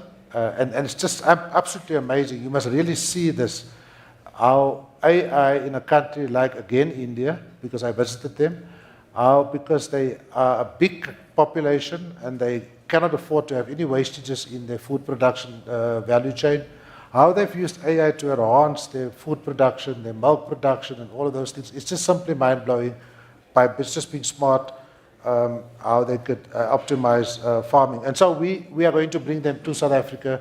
We're going to introduce them into our rural work that we do. Then, to skip through a number of things, we've engaged the National School of Government to work with them to professionalize civil servants, roll out courses for civil servants. In that regard, Microsoft, Google, and AWS, Amazon Web Services, offered us for free all their material. So we're busy customizing that and to use it with the National School of Government to roll that out, and also to TVET specifically, which we have identified. We have, of course, we have, as was mentioned earlier, just this week we have graduated a number of unemployed graduates, as well as small and medium enterprises, where we raise funds from private sector to actually optimize their operations so that they can use AI to be smarter in the rolling out and growing of their business. Now, we reluctantly use the word SMMEs because we want to move away from the paradigm of small and medium. We talk about emerging enterprises because we want to get these enterprises to eventually think about or have a vision of listing on the stock exchange. So we don't want to self-limiting us. Those are a few examples of things that we've done. However, I should say this, over the year, Perhaps it's also good that we moved a little bit slower, but we could have accelerated many of these projects if there was if we were better resourced and if there was an earlier consensus. Because one of the key things is that we have to gauge individual government departments. But if there's a national consensus, then we don't have to go and explain to government departments as to why AI is a priority, because each government department has got its own sets of priorities. So this is a very important event for us to bring together all the role players and establish this national consensus. I can delve into many of these projects in a lot more detail, but I think I will give my other panelists the chance also. Thanks a lot.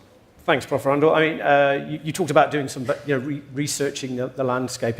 Again, a lot of what we did within the association from the last 3 years is all research-led. And if you want to look at the State of AI in Africa report, some of which is included in the positioning paper, you can get a free copy from the association as well. So just bear that in mind. It talks to some of the other reports. You can link out to those reports as well.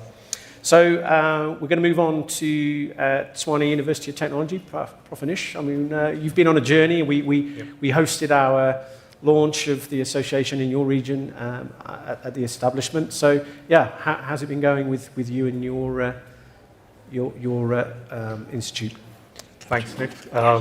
To give some context to, as was mentioned, our location is very strategically placed. We are placed, as Ali mentioned, very close to a very strong manufacturing belt, the auto manufacturing industry.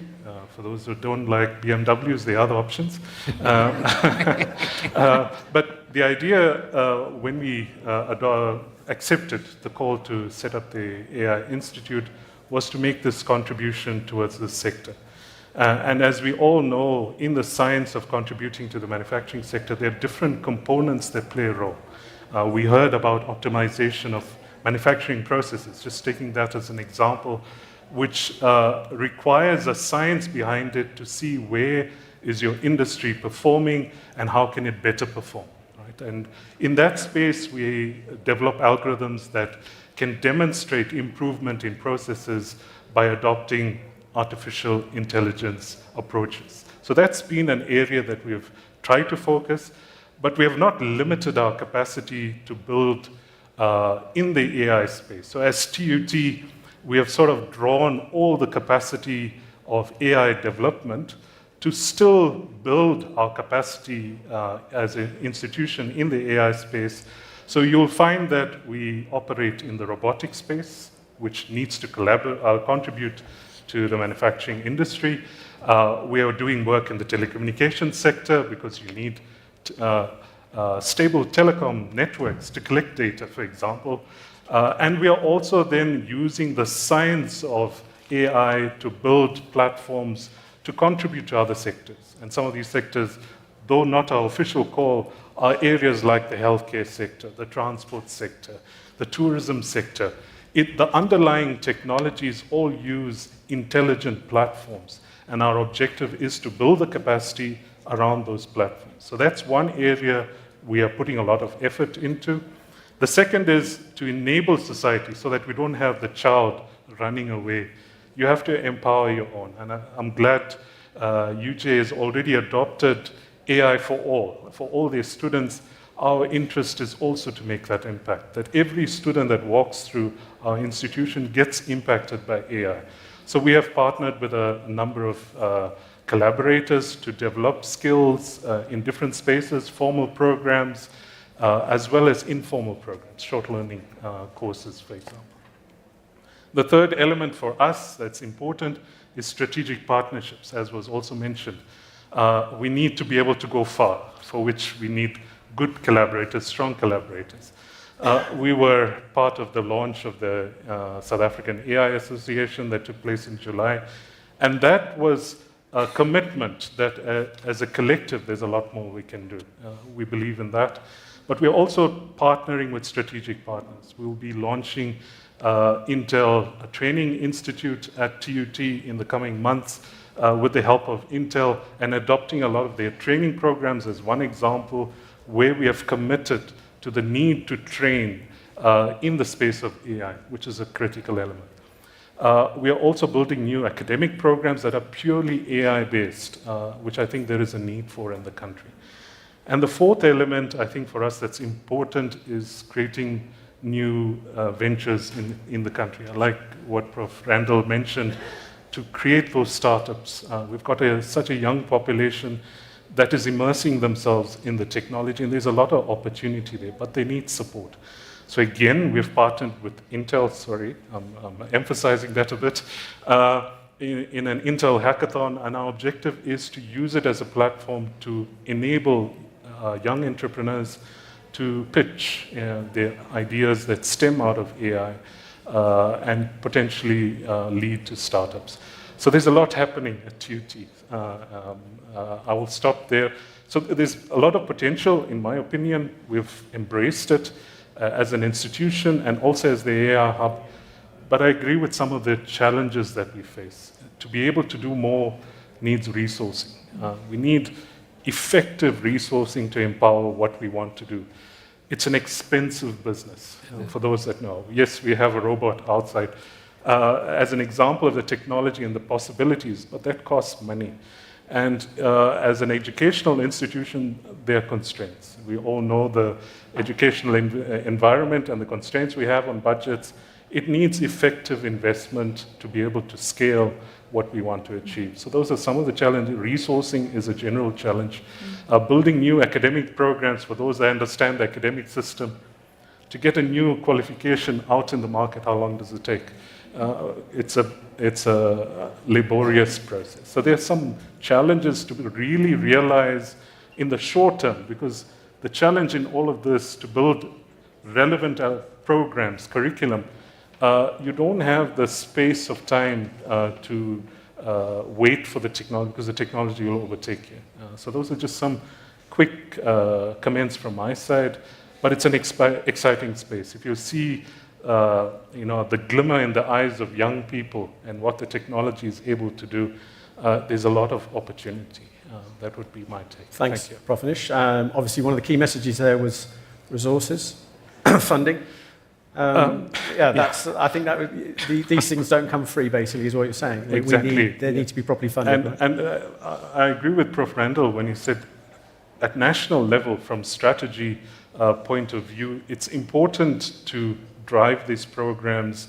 There's institutional drivers, and I would say these strategic partners that you join forces with. But at national level, to support these initiatives requires the right kind of funding. And I believe that can take the initiative even further. I think picking up on a couple of those comments around startups, SMMEs, that they are the lifeblood of the next generation of companies and employers. Sure. And in the analysis that we've done, South Africa is leading. We are the leading country on the continent. We should tell that story. It's an exciting story. It's a good news story. And there is a large startup ecosystem in our country, which is, we should celebrate that. So thanks for that, Prof. Anish. So we're moving on to the new kids on the block, CUT, the latest AI institute. Obviously, there's a big focus here on agriculture and farming and how AI can be used in the context of those sectors. Would you like to expand on that and just your journey so far, albeit short? No, thank you very much for the opportunity. Yes, like you said, CUT is the new kid on the block. We just got launched just a couple of weeks ago, so we're still trying to get our feet on the ground. But before we got the launch, before we were given the mandate, we started doing research in AI, and we had been focusing already on agriculture. Already we were looking at cropping decisions, working with farmers in the Free State, and then working with farmers at KZN. So we had a couple of postgraduate students who were working in the area of using AI to help the farmers make cropping decisions. And we could see when we approached the farmers, initially there would be that resistance, but then we decided to include the component of indigenous knowledge. So we have some of our colleagues working in indigenous knowledge. So we combined indigenous knowledge, where we discuss with the farmers, what they know indigenously, and then we see how we integrate that indigenous knowledge into AI to help them make better cropping decisions. So we've been working on that before we got launched, and basically our mandate is to look at the whole value chain of farming, from the cropping decisions to planting to crop management, to irrigation. Tatiram Pai talked about it, irrigation, and then looking at harvesting and post-harvesting. So we've seen that AI plays a role in every, strata of that value chain, and we are looking to enhance, what the farmers are doing using AI in that space. And not just cropping, we're also looking at animal husbandry. We have colleagues also working in the area of blockchain technology, where we are able to, track the animals and be able to use sensors to, do diagnostics and so on. So, like I said, we're still new in the block. We're still trying to get our feet. At the moment, we don't have even a governance structure yet on the ground. We're still trying to set that up. So I'm only here just in an acting capacity. And of course, like my colleagues have mentioned, finance is also is a challenge. So at the moment, we're starting with almost nothing. So we're starting from nothing. But as engineers, we've learned to innovate. So we still use nothing to bring out something. So that is what we're doing at the moment. But if we get more resources, I think that will really enhance our journey so long. And thanks to our colleagues, Prof. Randall and Prof. Anish, so they have been very supportive in terms of carrying us along and showing us the way, as we are still new in the whole system. Brilliant. Thank you very much, Prof. Marcus. So we're going to move on to Juanita here. I mean, Juanita, you and I have collaborated for a few years, and you've run, similar to me, you run an industry body that's come from the telco infrastructure data center world. Data centers now being the big investments that we need to drive this new AI era. I mean, looking at it from the perspective of running an industry body, what do you feel, are the various success criteria and factors that industry needs to think about to ensure we collaborate effectively with the Institute and the various hubs? Thanks, Nick. Yeah, we've walked a bit of a road, you and I, together. I think industry associations play a critical role, and we, as an industry association, we work extensively with other associations. We was here today. Her and I talk on an ongoing basis. We try not to duplicate efforts. We all stay in our lane. Because, as everybody's pointed out, resources are few, money is few, so, we don't need to duplicate. We can focus on what we're good at. We need to decide, how we can support government. But our role really should be twofold. So, firstly, I want to use the example that the Minister used this morning. We need to enable our policy environment to help our partners, which includes Microsoft, which is one of our members, to do their business, do it well. So they have to be innovative. I mean, that is the fabric of who they are as an organization. They innovate. And how do we ensure that South Africa, and even in our case, Sub-Saharan Africa, where we do some work, produces a conducive landscape for them to deploy their technology, to use their technology to enhance and to better the lives of Africans. So that is critically important. On the other side, there's a race, and everybody's running, and we're incredibly innovative. And I'm so heartened this morning by the innovation that's in this room and the projects that are coming out of the hubs. I mean, phenomenal work is being done. But in every race, there's also a slow child. And we also want to be the voice for the slow child. So I think, CEO, you must help me if I'm wrong, I think Microsoft has a saying that I use on a daily basis. If we're not intentionally including, we're unintentionally excluding. So how do we take what we're doing and make sure that this technology, is available to every South African? And we take every South African on a journey. And we still need to We still need to enable connectivity in some areas. We need to take data centers to rural areas. We need to take the jobs to people. We need to create these environments that's conducive for every single one of us to participate. This is a small room. If you look at this room and maybe by extension some people associated with the hub, there's not many of us that's responsible for an entire technology that's about and is already changing our lives. But all of us, as much as we are interested in taking this forward, we also have to think about whose hand are we leaving behind, what children are too slow, and how can we take them on this journey.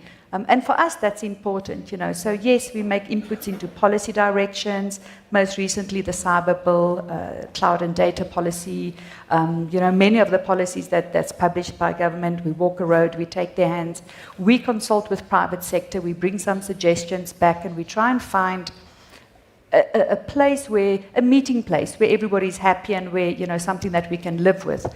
But it's also important for us, skills development. And I think in the era of AI, there's a word that I keep putting out there, like we've got to be reskilling. What are we doing in terms of reskilling people and taking every South African on this journey with us? How do we, make sure that they've got connectivity? So without connectivity, you can't participate in this.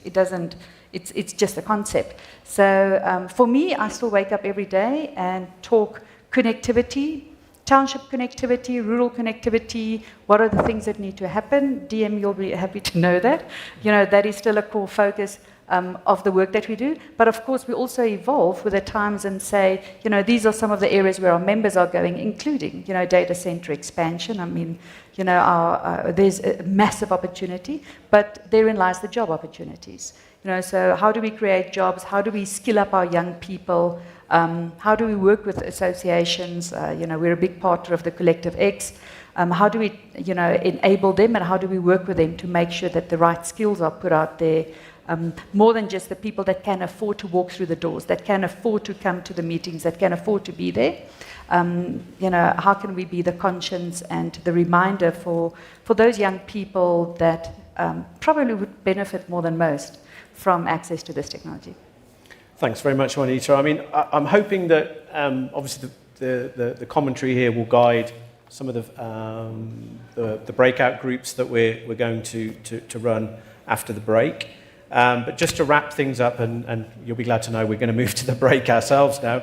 My observation of working in the industry and looking in the South African AI landscape for the last 7 years, meeting people like Juanita and what she's been doing in the infrastructure data center sector, the silos between people that are collaborating or the potential for collaboration is paper thin. And I'm really hoping that from today we can break through those very thin walls and progress some of these initiatives together, because I think we're all pushing in a very positive direction.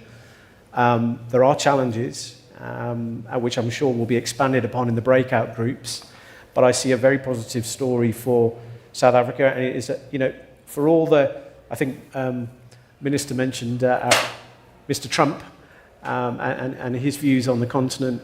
Yeah, this is a good news story. South Africa is leading the charge. Nigeria is catching us up. But it is a good news story. And how do we tell that good news story to the world?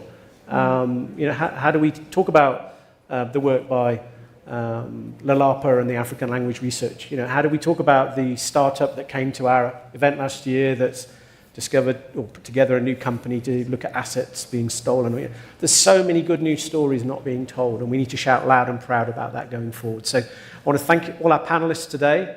I know it's been a hot morning session. Hopefully it'll be a bit cooler this afternoon.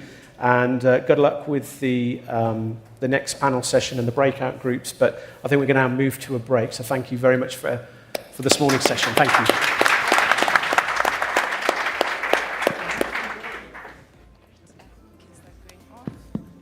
Hello. Great. Thank you so much for this amazing panel. We are indeed going to a break. There will be a walkabout with the minister and our dignitaries to see the amazing AI work that is already happening in the country.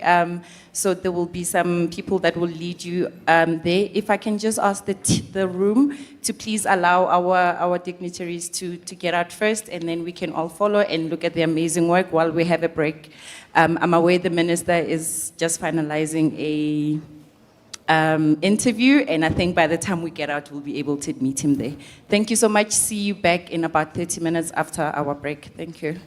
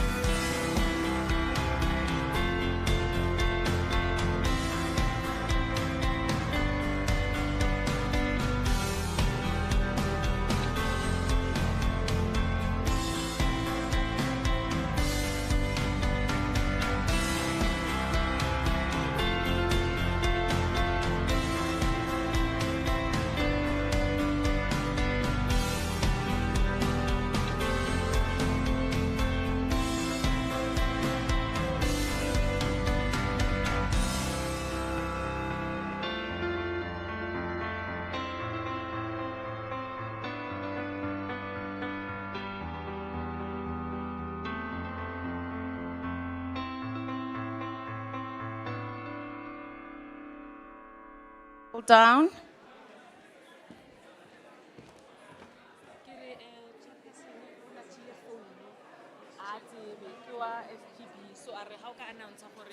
There's somebody who touching phone, iPhone.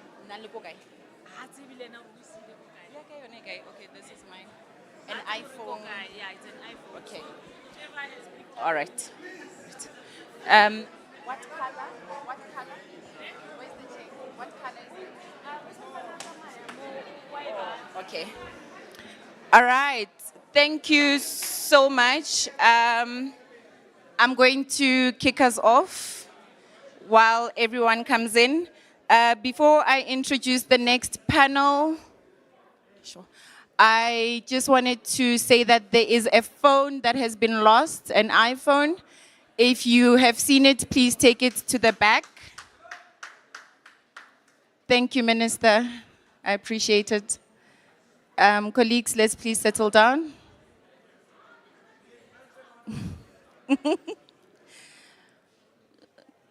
Colleagues, please settle down, or else I'm going to call Umam Mlambo Nguka, and I know you will not like that. Thank you very much. Yes, so we're ready to kick off. I am going to introduce the facilitator for the next panel, and then she will introduce the panelists onto the stage. It's going to be a 40-minute panel. After that, we are going to go into our breakaways. I will give more directions on the breakaways after the panel, but there are 4 breakaway rooms. There's signage, they are on this side, and they are grouped according to the subject matter, which we will discuss when we get to that point. For now, let me introduce Ms. Machaka Musihana, who is the Director for Innovation and SMME Development at the Johannesburg Business School. Welcome. Thank you. Oh, should I use this? Oh, you don't need it. Yeah, I do. I do feel like a man in black. Feel like an agent. I am audible, right? Ladies and gentlemen, thank you very much for joining us. We've made a call to everyone to come and join this discussion and the dialogue around the National AI Plan, which was drafted by the Department of Communications and Technologies, the Artificial Intelligence Institute of South Africa. Minister? Oh, if you could just keep it down there at the back, please. Thank you. And Minister, I'm responding, this panel actually is responding to the concerns that you have raised for quite some time. In fact, in a meeting that we held, we also had Professor Marala in there, you were concerned about the lack of coordination, especially among the ecosystem players. And in this case, the ecosystem players, and I would articulate it even better later on, the ecosystem players that are pivotal in advancing the plan, the artificial intelligence plan, and also adoption of AI strategy in South Africa and the development of the different technologies. What I wanted to say, Minister, especially to what the comment that you have made this morning in saying that there is a concern that the child might lose sight of what the parent is doing. And I would imagine that this panel that I'm going to constitute and facilitate a dialogue on here today will help us to understand who are the key players in this artificial intelligence plan, the National Artificial Intelligence Plan, and how those key players have led the path. How those key players have led the path while the department was still putting in the plans, how they have responded to the needs of the public in developing these technologies. So my role here today, Minister, by fostering this collaboration or this discussion under this panel that is titled Collaboration or a Discussion with the Industry Captains, is to foster that discussion around these industry players. The PC4IR had put forward recommendations in their concept note when it was constituted. After much deliberation, one of the recommendations that had come out of there, the first one was for us to establish the AI Institute, but the most important one was to then put together, to adopt a quadruple helix model of innovation. And what they recommended in that model as key players of that model is academia, industry, government, civil society, venture capitalists, and entrepreneurs in one segment. This discussion that we have here today is represented then by government, industry, hopefully academia on the floor when we open it up for questions and answers. But with that, we are representing, Minister, the quadruple helix of innovation model that was suggested by the PC4IR. This discussion, Minister, I would hope that it would advance us in touching on the key elements that are in the national plan, national AI plan, but most importantly, give an idea to the audience on what areas they can participate in and add value in. With that, Minister, allow me then to introduce our panelists. First, please welcome Mr. Peter Zimri, a distinguished council member of the ICASA. All right. His leadership in South Africa's first radio frequency spectrum auction, which raised 14.4 billion, showcases his strategy, insights, and expertise in the communications field. Second, Minister to that, I would like you to help me in welcoming Unovuyiswa Baki, Miss Novuyiswa Baki.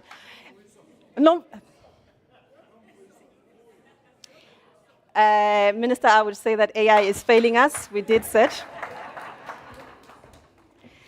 She is the, excuse me, sir. I skipped quite right. She is a dynamic CEO of the Association of Communications and Technologies, Miss Novuyiswa. Miss N, Minister. Miss N, is that okay, Miss Minister?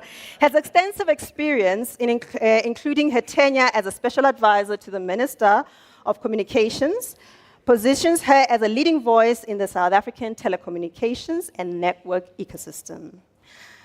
Thank you, ma'am, for joining us. Second, the third panelist, we would like to welcome Miss Yolisa Kedama. Do we have a Miss Yolisa Kedama in the room? Coming from ICASA. She'll be represented by you, Chair. Thank you very much. We also have Mr. Kiruben Pillay. Do we have a Mr. Kiruben Pillay here? Thank you. Mr. Pillay is a distinguished management and engineering professional who is at the forefront of ICT within the public sector, a senior member of the South African Institute of Electrical Engineers. Mr. Pillay has strategic acumen and leadership, have contributed significantly to the digital transformation goals of our government. He is the chairman of our CETA, which is an enabling entity of the Department of Communications and Digital Technologies. Finally, we would like to welcome, second last, before I forget about you, Ati, allow me to welcome first our esteemed partner and sponsor, coming from Mr. Sia Majibi.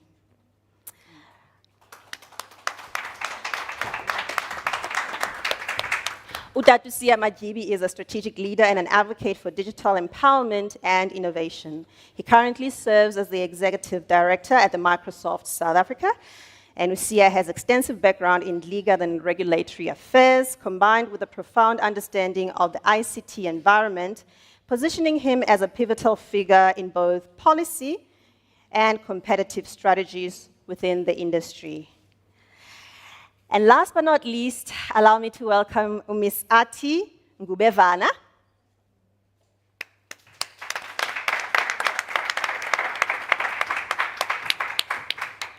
Ms. Ngubevana is a Vodacom Group executive, and she has the digital process and re-engineering at Vodacom. She started her career in banking, and Ati's journey has led her to specialize in financial technology and process optimization.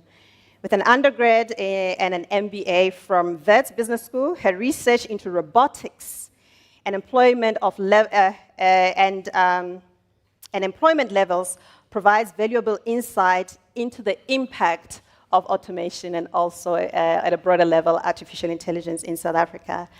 With that, ladies and gentlemen, thank you very much. And this is the panel that we're going to engage with. Please do allow for a robust engagement because your participation and questions would allow us to augment the strategy or the plan that we have circulated. Thank you very much. I'm going to direct the first question over to the association. I believe it is the Association of Communications and Technologies, Mamu Baji. Mamu Baji, we have seen from leading countries that have implemented and advanced on their AI, artificial intelligence national plans.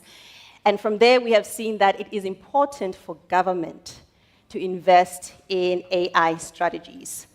Please, what is the view of the fiscus on addressing the need for investment on AI in South Africa? Thank you for that question, Muchaga. Perhaps maybe let me start off by setting the context of who we are and what role do we play in the sector.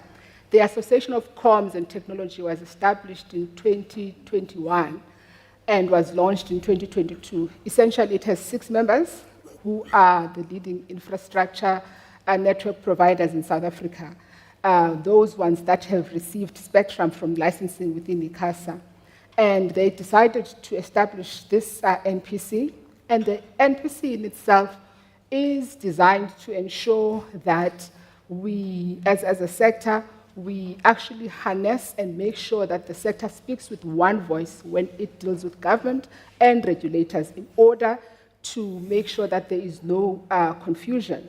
The second part is that we do a lot of research on areas of current and future technologies. When I say research, I mean research that will help in the public and in the public policy and the regulatory space. So now I'll come then to the question that you are asking. So if you are looking from a fiscus, the budget, right, the challenge that we are faced with in South Africa when National Treasury comes up with the budget is that the budget focuses on the 3 main issues. If you are looking at technology, I'll say, they will focus on health, education, right, and possibly some form of procurement, which will be CETA, and to another extent, which will be SARS.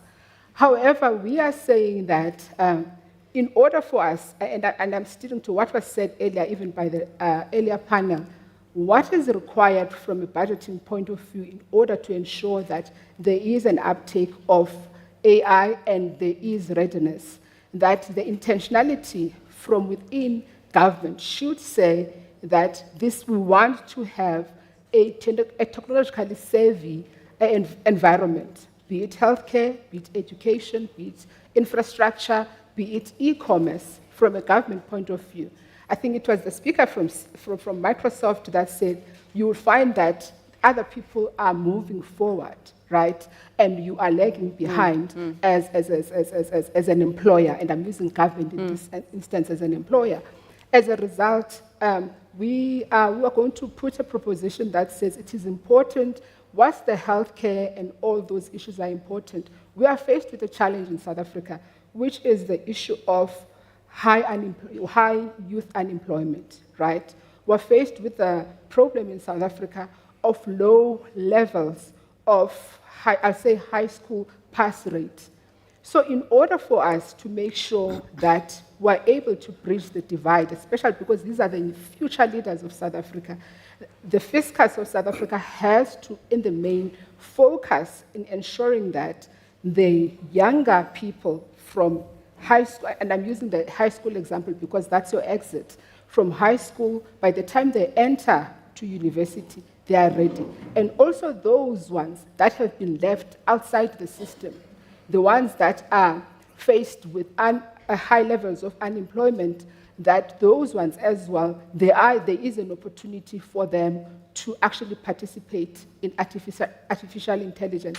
And I say this not blindly. You would see that a lot of South African youth do consume a lot of over-the-top services. They are very technologically savvy. So it might be imperative that when you're planning for health, education, infrastructure, you take care of those. So that is the thinking that we're having from our side. I'll pause. Okay. Thank you for that contribution, because it's very important for us to understand that the business models of industries, especially corporations, it lies in the competency of the skill that they hire. And if the skill is not aligned with their strategies, especially with the inflection points that they are facing in the marketplace, then it positions them at a disadvantage in the market. So I do like that point, and I would have hoped that we would have somebody who's representing us from academia who would come in on that and how we're closing the gap as the country, the skills gap, particularly on the skills that are required for this AI plan and the trajectory that we are on.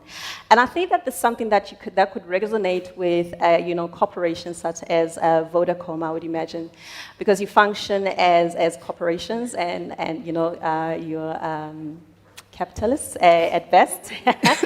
And your competitiveness in the market and creating an edge is very important. Would you like to peg on that, especially on the part on the skills development that would create a competitive advantage for you? Yeah, so I think one of the programs that we started running, I think about a year and a half ago, is a program called the Citizen Development Program, right? Where we've realized that as a nation, there is a skills shortage.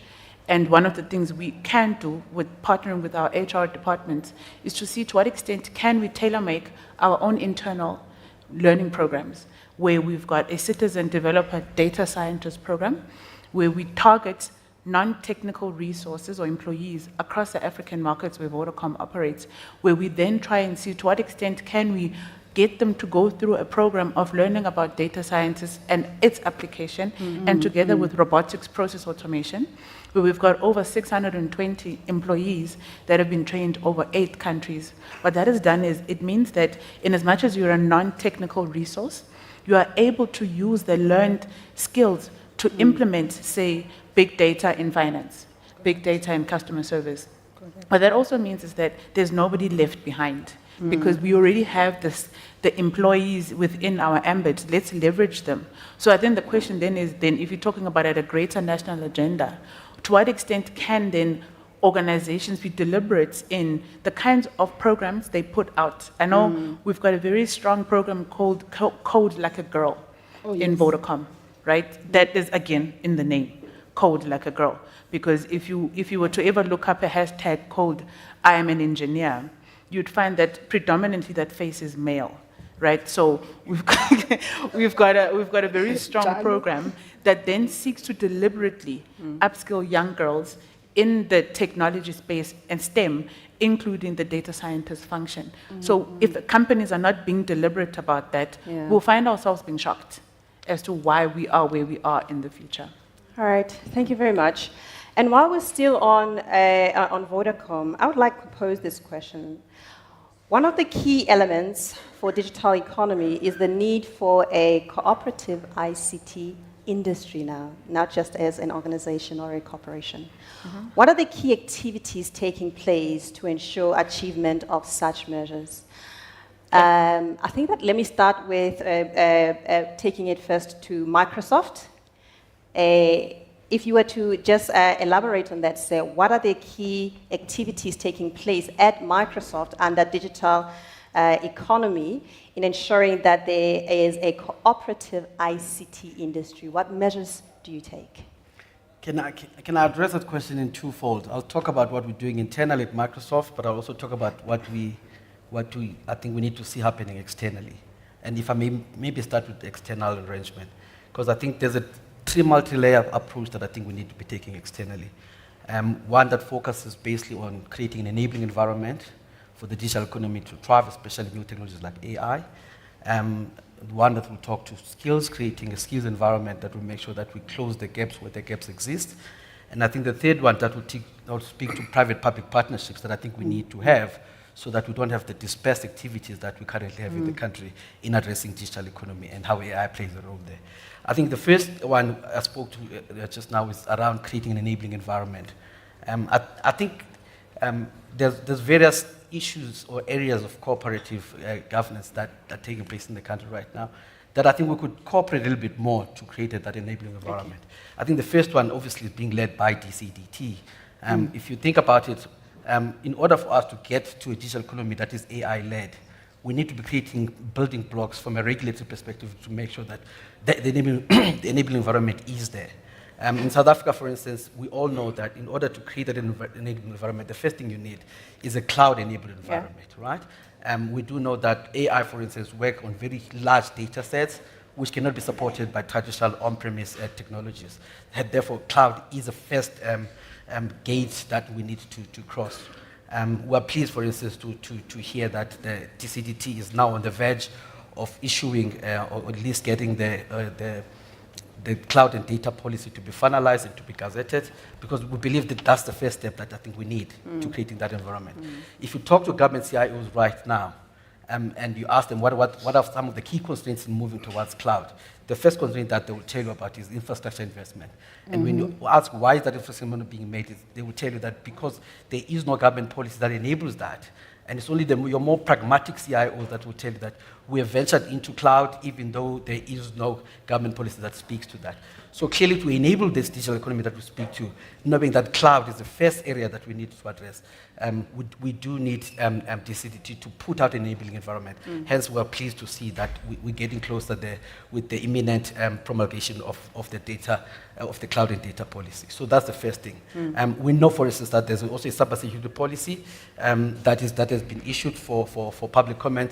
Again, that closes a big gap in terms of what we need to create from an enabling environment.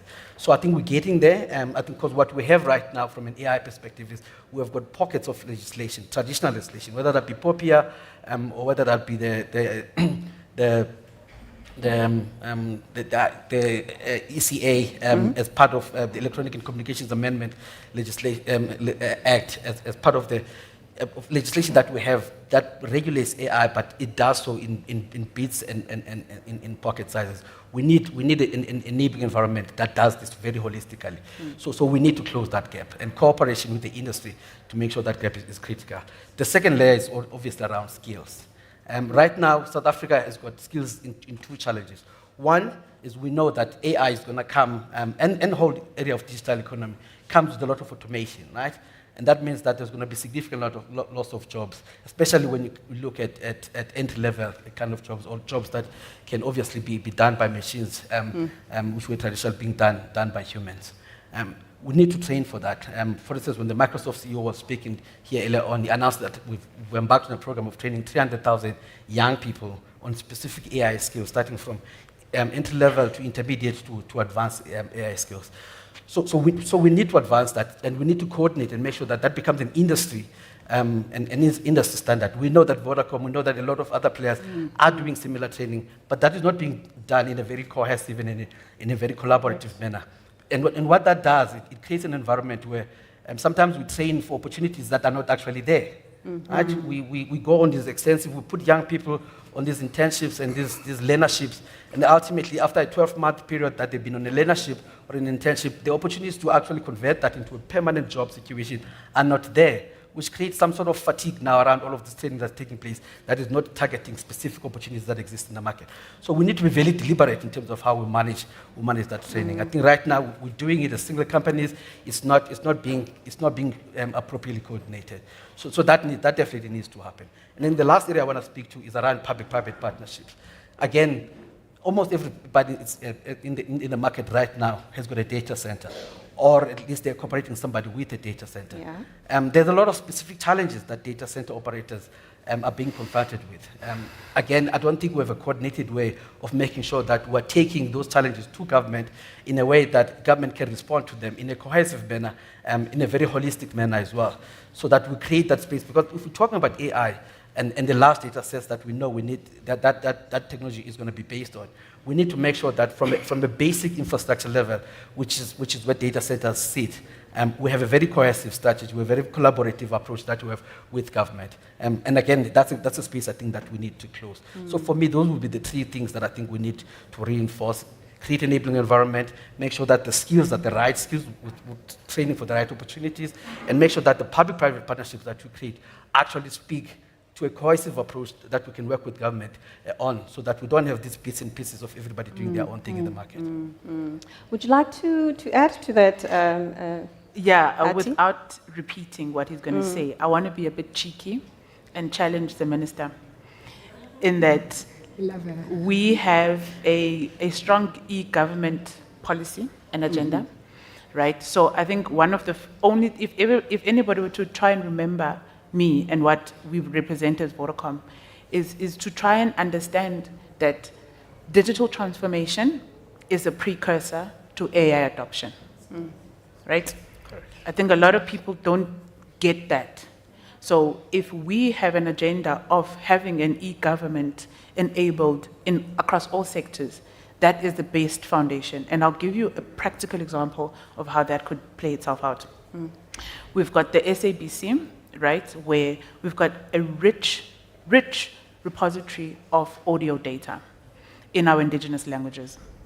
So to what extent can we have small enterprises across the different provinces translating the audio to text, right, in our indigenous languages? I'm Xhosa, I speak isiXhosa. If I were to listen to Umhlobo Wenene, I think I would type and be able to translate. What that means is that the large language model conversation that's going to be happening later says there's a shortage of our written digital, our languages in digital form, right? So that could be a feeder into large language models. That's already an ecosystem on its own, right? Continuous learning, translating our digital form of languages into written, and therefore training our large language models. Now imagine a situation where our health sector is completely digital. I go to a clinic in Tsofimbaba. My file is no longer in a credenza in the back. And all of my information is on the system, right? Vodacom being the best network in the country.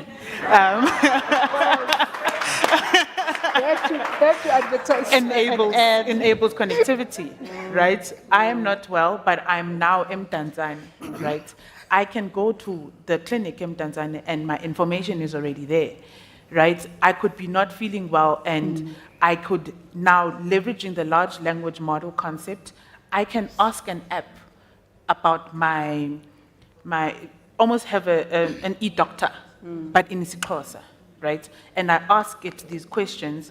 Through the large language model, it responds to me, so that by the time I go to the clinic, there are certain questions and answers that were already responded to in that app, right? Imagine a situation where I'm due to collect my medication, and the drone actually sends my medication. Again, connectivity, the use of AI, knowing that my medication is due for renewal. Instead of me walking through the mountainous hills of rural Eastern Cape to go get my medication, it is delivered to me using a drone. That also needs connectivity. That also needs drone pilots, which is a skill that we currently don't have.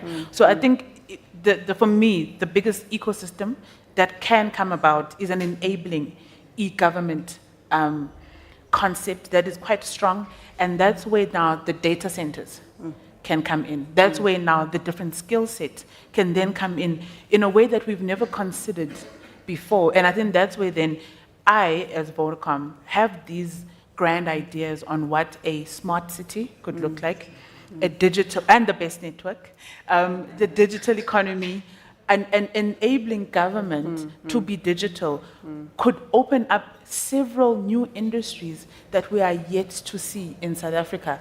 And if people are worried about jobs, that's where the jobs are going to be created. We are yet to understand that opportunity. But as long as we still have an analog, paper-based kind of government, it doesn't allow for us to move into that space. So one example that I want to use that we did in Vodacom during COVID, we worked with the Free State government to try, and we actually built a machine learning model that models movement of citizens, right? And if you can think of, we were all part of COVID.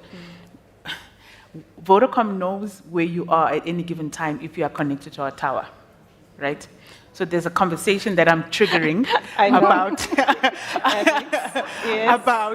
ethics, data governance. So I'm being very deliberate in what I'm putting out there. So those are the conversations in the breakout rooms that we need to consider.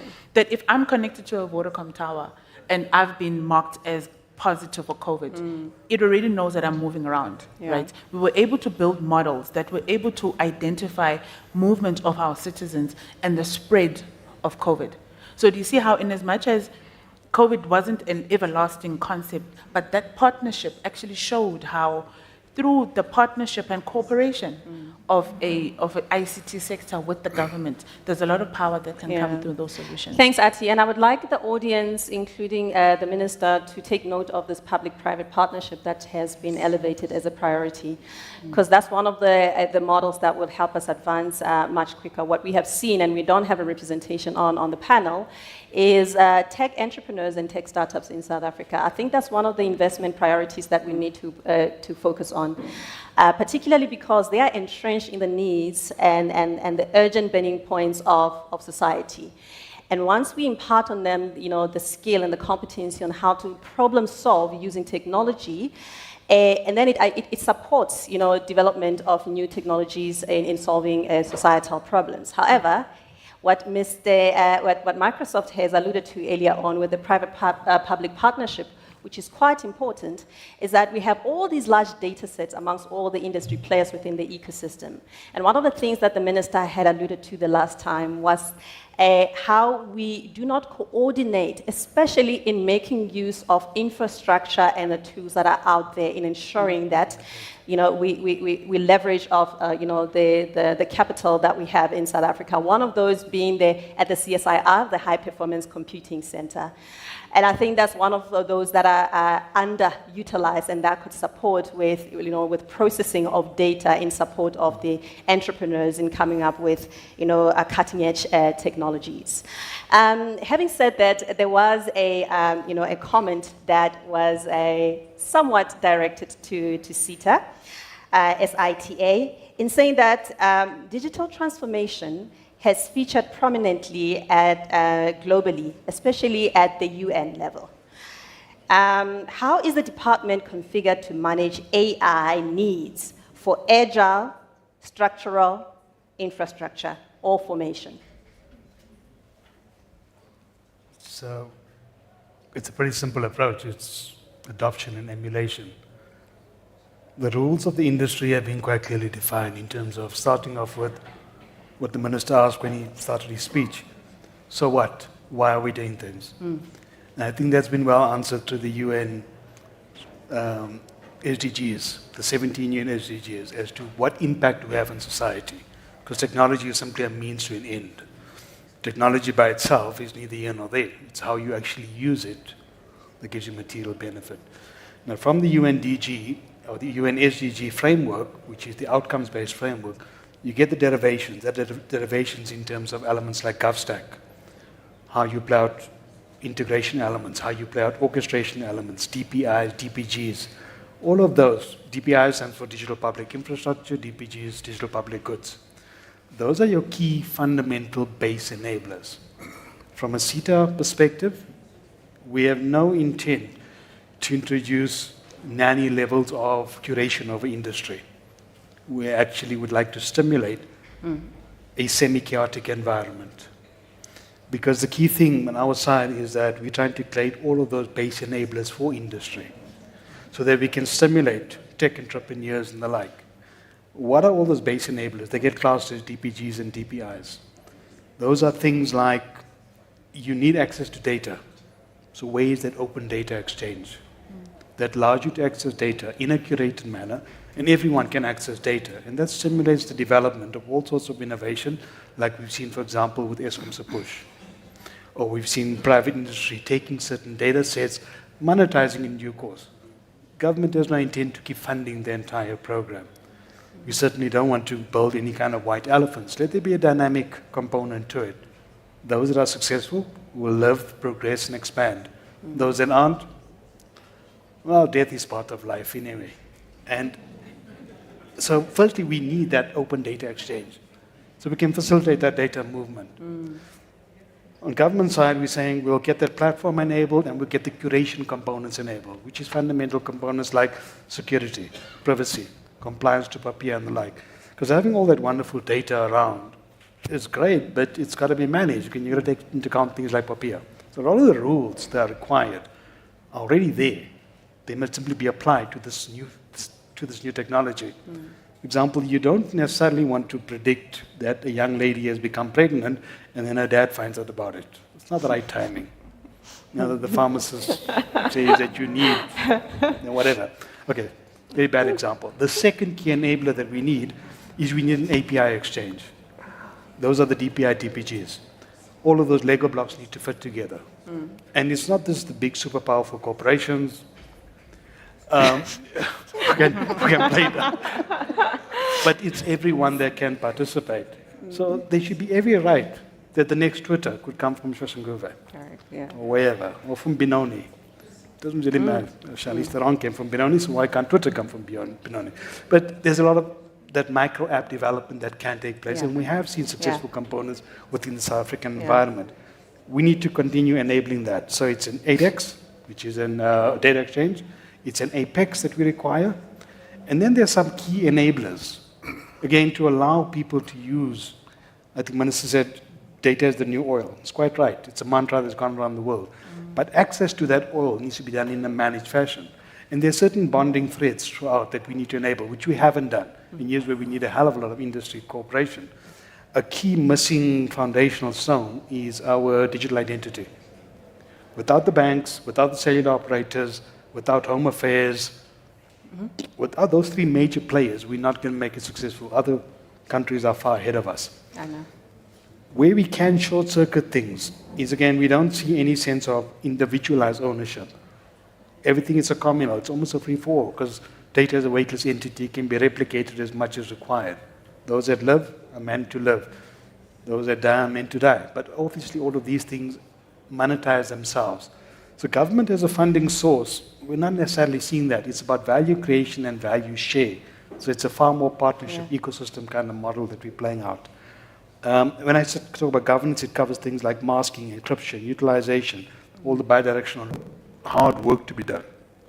The last component where government takes it, or CETA would see the responsibility in the manifest, is, we may call it a fancy name like AI, but let's use the generic term automation.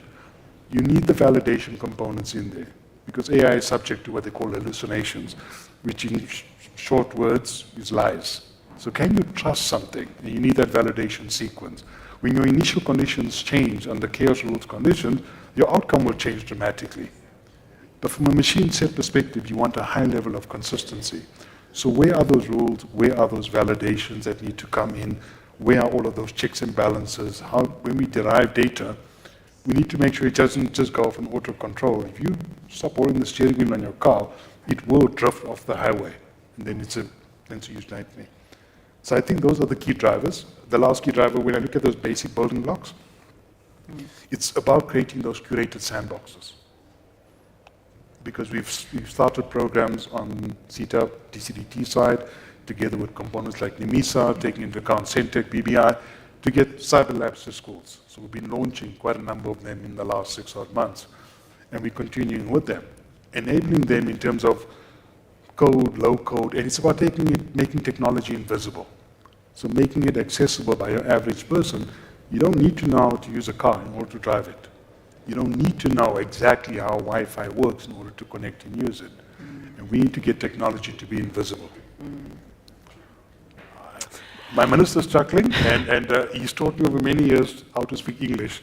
So I hope I've spoken English. No worries, Mr. Pillay. Mr. Pillay, putting your job on the line, I would like to ask you, if you were to advise the DCDT, or just give a view, do you think that the DCDT is configured to address all the elements of AI that are needed for proper coordination, collaboration, and management? Remember the concern here, the major concern, we see what each of the industry players are doing, but the major concern is the lack of coordination. Do you think that the DCDT is properly configured or structured to enable such a coordination? I think And if not, how should it? I think DCDT itself is configured correctly. Why? Because they're simply emulating the models around the world. So there's critical models. India Stack, they've got the ADAR system in terms of digital identity.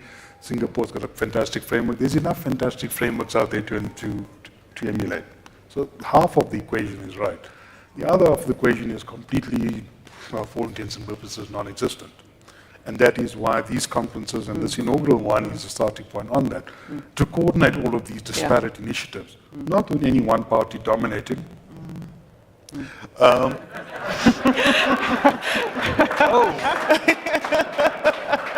They can actually see me. I didn't realize. No, but not with any one party dominating, but with everyone participating in a competition thing, because we're simply baking the cake bigger. And then we'll share it. We can fight about how we share it. But one of the key focus areas for government, and I'm going to mention two things about the CETA mandate. The CETA mandate only has 2 sentences in it, but it can be simulated in 3 words. Yeah. Public, if 62 million people benefit, how we all for it. The second one is security, and the third one is efficiency, in terms of government efficiency. None of those 3 says we're going to fund anything.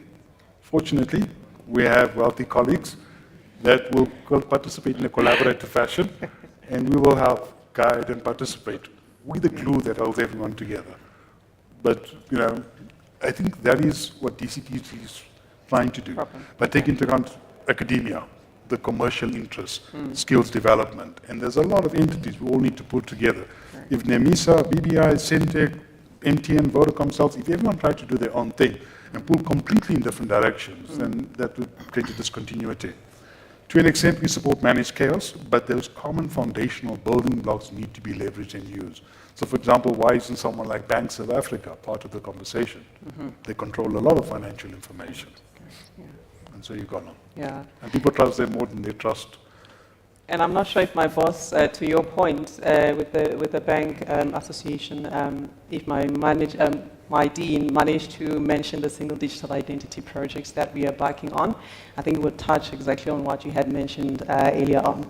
And Mr. Pillay, I would like you not to extend any hate to our esteemed colleagues who are well positioned in marketing their organizations. I think we need to really give them a round of applause for marketing Microsoft and Vodacom.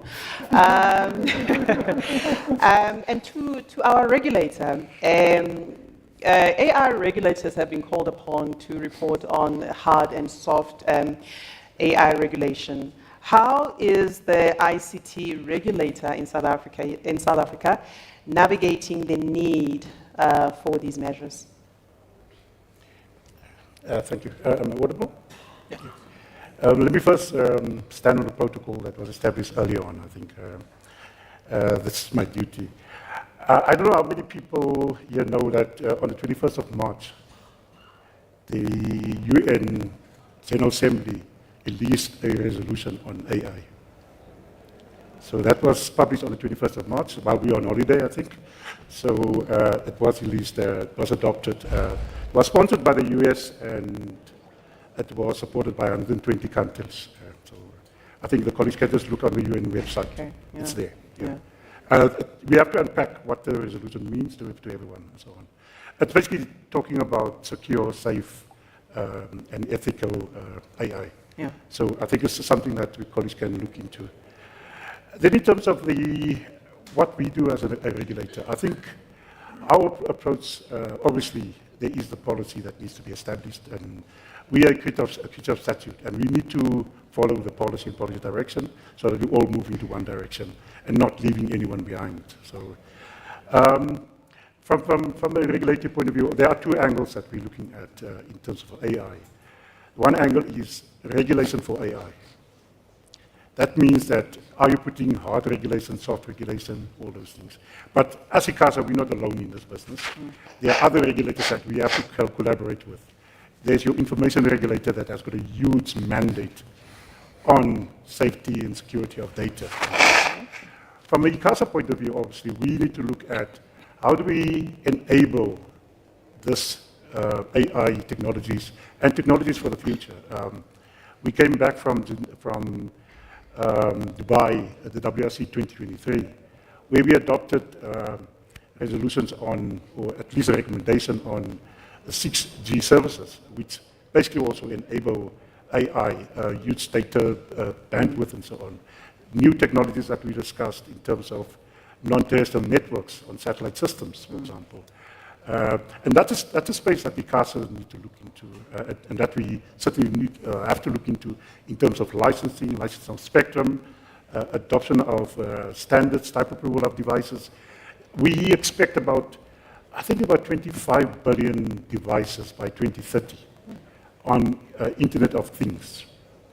And how does the regulator then ensure that we level the playing field, make sure that there is no blockages, and introduces technologies as soon as possible in this country?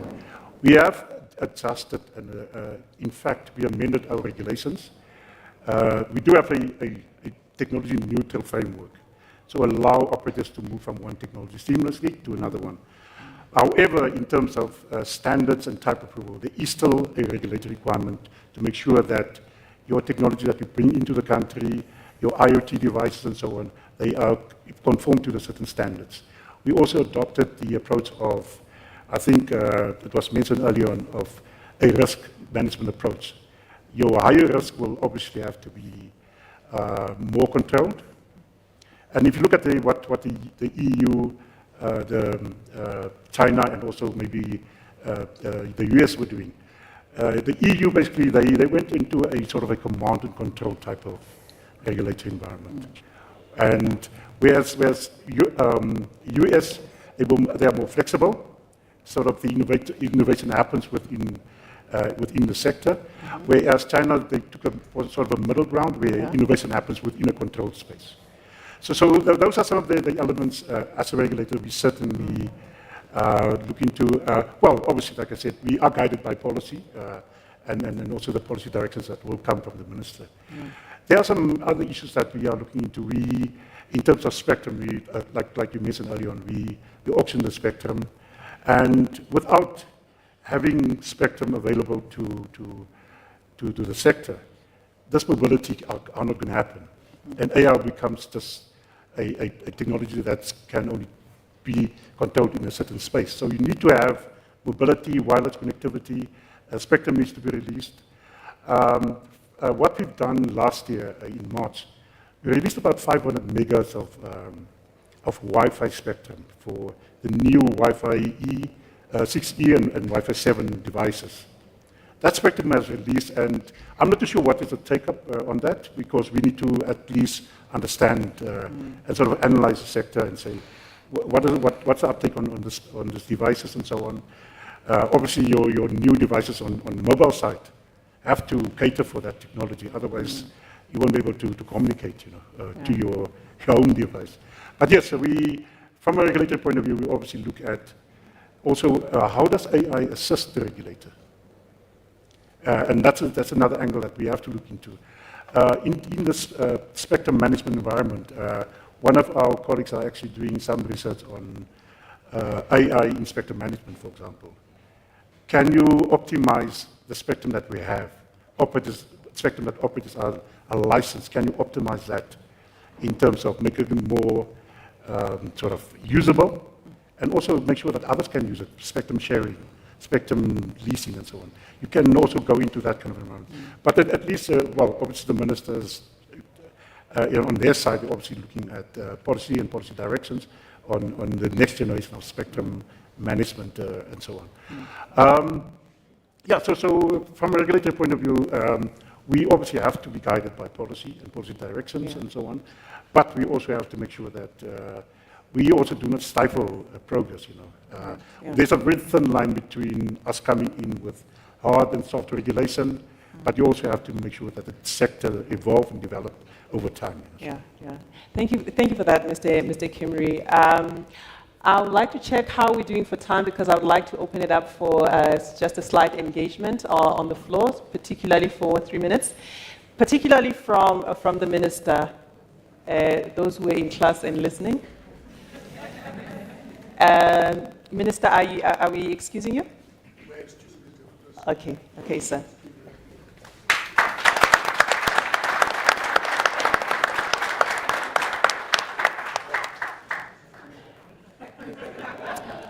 So if you can have just a roving mic for 2 questions, and I would have hoped that the Minister would ask 1 question to industry captains. Any question? And I see a hand over there. Just 2 questions, Helen. Thank you. Thank you very much for the panelists' inputs this morning and now. I'm Alison Gilward from Research ICT Africa and the University of Cape Town Nelson Mandela School of Public Governance. We've only just had a chance to look at the document. I just wanted to comment about some of the discussions we're having and the scope of the discussions we need to be having around developing a AI policy and plan for the country. At the moment, the focus seems to be very much on developing the national innovation capacity that we absolutely have to. It's very much focused still on private data value creation with these data-driven technologies, although there's been a separate sort of siloed discussion around the extension of e-government services. And I think we're still speaking about, a manufacturing, resource-constrained kind of economy, rather, we're talking about oil and things where this, data's been described as this public good precisely because it's non-rivalrous and it's potentially non-excludable. But it is currently excludable because the very big global, big tech companies control 75%, between China and the US, 75% of the global AI market resides in those 2 countries and within 5 or so companies in those 2 countries. So we've got really big issues of global governance that we have to address and that this document really needs to speak to. They're no longer things that we can address at the national level, and I'm very pleased that we have spoken about the underpinnings, the structural inequalities and the underpinnings we face and the digital inequality that we face, which laying over these more advanced technologies over the existing digital inequalities and inequalities we have simply amplifies those inequalities. And looking at countries with, which don't face the same structural challenges is often what we're doing in these international fora where we talk about AI. So it is important to speak about that. But many of the issues that we need to address in order to redress the current imbalances we see, not only of the harms that have barely been touched on, but also of the inequalities and the opportunities that exist that really require significant, proper economic regulation, competition regulation, and that has to be done on a global scale. So I really would appeal to us to locate this paper in the context of the Global Digital Compact, of the Tech Envoy's Artificial Intelligence Advisory Body, in the context of the Global Partnership on Artificial Intelligence, and particularly in the context of the G20, which we take over the leadership of. And we have a strategic moment in the Troika leadership of India, Brazil, and South Africa. And Brazil, India, of course, AI is right up there at the top of the digital transformation agenda. So, I really would appeal to us to firstly have a far more integrated national program that's not still in our, sectoral silos, that very much speaks to public and private value creation, but not about public and private, old PPP type of interplays. That's not what we're talking about. The enormous innovation that's happening, across the world, and some of the work that's being done around the governance is actually happening in civil society.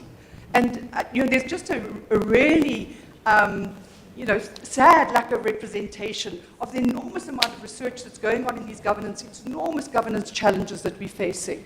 So I would really like us just to have some input from, the ministry or the department on, how we're positioning ourselves going into the World Summit, the Summit of the Future, and going into the G20 on this issue. Thank you very much, ma'am. It's well captured. In fact, some of the points that you have raised, I believe that they will be deliberated on at length in the breakaway rooms. A case in point will be the global governance of the AI. and the impact that it would have, because if we fail to do so, we further widening the divide and the challenges or the imbalances that we have in society. And I think if we were to take a look at the topics as well that we are covering under the Breakaway rooms, your contribution would be really much be appreciated if you were to find or locate yourself in one of them. You're quite right. We need to elevate it and not only look at from a government perspective, but it's very important that there is fair representation from civil society and industry, but also pegging it against the global standards and what is happening around the world. Any comments on that? One or two people that would like to comment quickly, but I would like us to elevate it and put it in the Breakaway rooms as the priorities that we would discuss. Yes, sir. Mr. Pillay? So, let me speak from a CETA government DCDT perspective. Agree completely. We must level the playing fields. The way we level those playing fields is making data accessible to everyone. We don't necessarily now see these barriers. 2 weeks ago, we were at Yenningsvlei in the far northern Cape. It's like 600 k's worth of dirt road just to get there. But the Wi-Fi there was just as good as it was in Johannesburg. The tooling and the equipment and the kids' knowledge was just as good as any other kid out there. So we would like to see those being part of value creation, but it's access to that government data that's required. And that's the formation of the ADEX, formation of APEX, to allow for all of those enablers to take place and value creation. Government would play more curation function as opposed to driving it per se. That every part of society, private sector, NGOs, etc., they can simply use that data, play it out in a Rumpelstiltskin manner. Here's straw, spin it into gold. If it works, great. If it doesn't work, no problem. We'll go on to the next problem, or we'll try the next angle. I think one of the things that she's recommending is an integrated approach, and perhaps a framework around that integrated approach should be one of the things that we delve into. But I note your comment, Mr. Pillay. Minister, I wouldn't want us to convene this without having just one question from you to the industry captains. Okay. I think you want me to earn my salary, Machak. Yes, sir. Okay. To me, I'm excited that there's an appreciation of the value of collaboration. This is the beginning of breaking the silos. I was listening to Rampai here. I was saying to the Minister, I wish both Zimri and Caribbean can speak like Rampai. You see, when Rampai speaks, an ordinary person can hear. Sometimes they are very technical for ordinary people like ourselves. And yet I know there's deep knowledge. For instance, I was saying to TP, Pillay once connected Ekurhuleni exactly in the manner your name is? Art. Yes. I don't want to speak about your size, about what you are proposing. What you are proposing, Ekurhuleni once did it, where a patient in Katlo, finding him herself sick in Tembisa, would go to the file and as you pick up your data. You didn't have to be in Katlo. It was once done. Don't ask me what happened to it now. Yeah, it was done by him. So, but what I want to raise, Machaka, is that the big question I'm worried about, I was just sharing with him, I've shared with our guys. Pillay must forgive me for asking him here.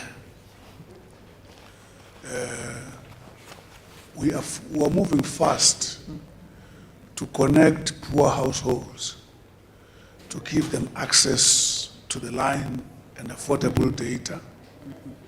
My fear is the readiness of government to service those connected poor people. Because I was saying, what if, like this year only, we have connected 749,000 households? Poor. I've gone to test it, yes. I've gone to check that. I'm excited about it. But I said, these numbers are 1.5 million at the end of this year. The question is at what stage by end of this year will an e-government be ready to service their demand? Rampai was saying here, already AI has got technology, generative AI has got technology that are readily available to ordinary people. Once they are available to ordinary people, they will want to use that capability to interact with government. The extent of readiness of government to service that. So you will ask, why is the minister asking? I'm putting you on the spot now. So I thought that's an important question. I would want Pillay to speak, but try to speak a bit. I think he has never been a short Less technical, okay. Chair, Mr. Pillay, I think that was the question that was directed to you. The state of readiness of government to service the general public. We are priding ourselves in the advances that we have made in your portfolio, in introducing, in connecting the people. However, once they are connected, how ready is government to service? Can I add before the chair comes in? Thank you, sir. Thank you, sir. Because I think one of the unique things we'll find right now is that, look, we've got an e-government policy. I think from a policy perspective, we're well covered. But I think to the minister's point is, at a practical level, how ready are we? Because if you think about it right now, what is e-government, right? It's an ability of an ordinary citizen to be able to interact with government end to end from a services perspective without having to go physically to a government office. So and if you think about that, right now, government has got pockets of that capacity. But I normally say we find a unique situation where government uses that from a revenue collection perspective. And when it comes to providing services to citizens, it does not happen. So if you think about it, SARS as an example. With SARS, you can complete Minister, your... there's a direct answer to the question. So if SARS, you can complete your transaction with SARS, your returns end to end without ever having to go to a SARS office. Absolutely, yes. You can pay your municipal fees right now without ever having to go to a municipal office. Correct. So all government departments that collect money from citizens, that collect revenue from citizens, are ready to go that direction, right? They do that very well. But can you tell me of a single government department that where you need a service, you can complete that service end to end without physically having to go? If you need an ID, at some point we need an ID, you're going to have to go to Home Affairs, right? Absolutely, yeah. So I think that's the dynamic. I think the minister is that I wanted to latch on that. From a capacity perspective, how ready are we? Because we know that the pockets of that capacity exist. Yes. But we need to translate that narrative into making sure that it's on the services aspect, not just on the revenue collection. Yeah.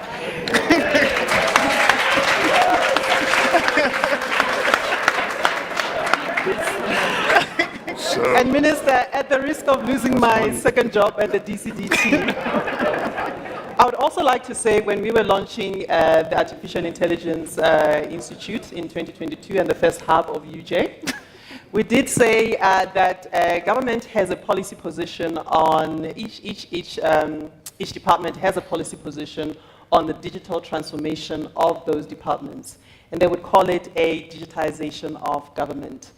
And I thought that with them having that policy position, that resources will be mobilized in ensuring that that is advanced. And we have made several advancements, especially with the other AI hubs that have been launched so far, to support that which Microsoft speaks of, but then let me hand it over to Mr. Pillay to tangle himself and lose his job. So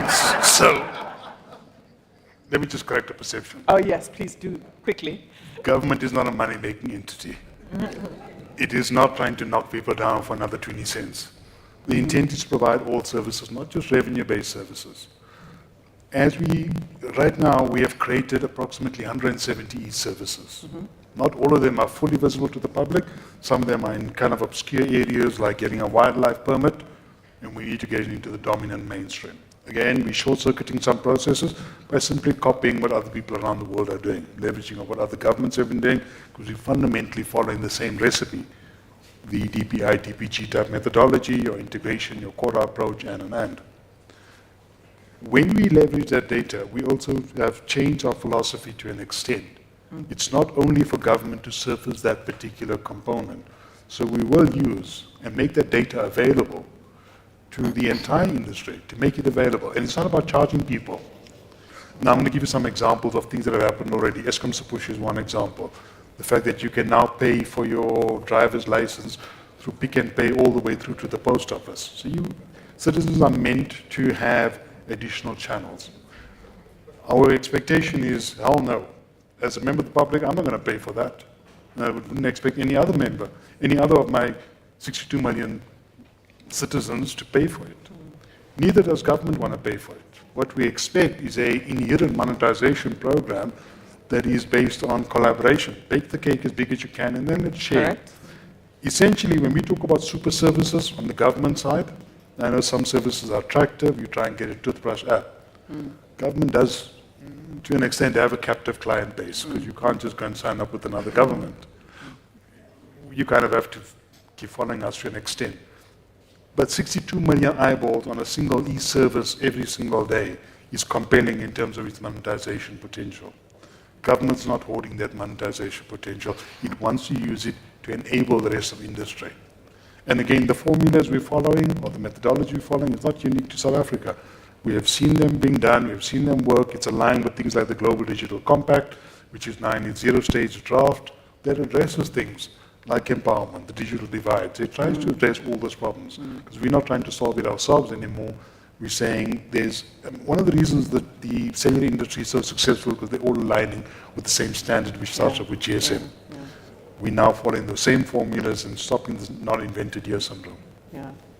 Thank you very much, Mr. Pillay, and I think that we've run out of time, but what you just mentioned now is something that can perhaps be picked up on in one of the breakaway rooms, especially that of investment and partnerships, because it speaks to the triple P model, wherein the risk doesn't necessarily have to lie with government, but there are tech entrepreneurs and tech startups out there who are willing to put their skin in the game first, with the right investment and the right appetite from venture capitalists to support government and industry, to co-create and bring in new technologies to the market. With that, Minister, I hope that I've well represented you and your concerns on the collaboration and coordination. Panelists, thank you very much. We hope that you would advance this conversation once again in the breakaway rooms. And thank you very much, everyone, for your contribution. Thank you so much. I think maybe before everyone gets off stage, let me just make the next announcement in the interest of time. We are going to go into our breakaways now. There are 4 breakaways. They are this direction that you see over here. There will be signage. The first breakaway session will deal with AI governance and ethics, and it will be led by the UJ AI Hub. The second is on the next room. So the first one is over here. As you walk down, there'll be a purple room, which will deal with AI strategy and priority sectors. And as you go down, there'll be the third room in red, which will deal with AI data and large language models, led by Prof. Vukosi. And the last one at the end in green is the AI investment and startup breakaway session, led by CUT.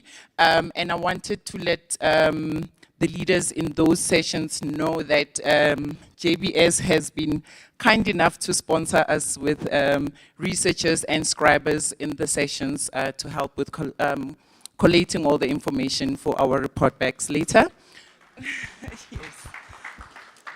We will also then have lunch, so please go to your breakaway rooms and then go to your lunch areas. We're supposed to come back here at 2:30.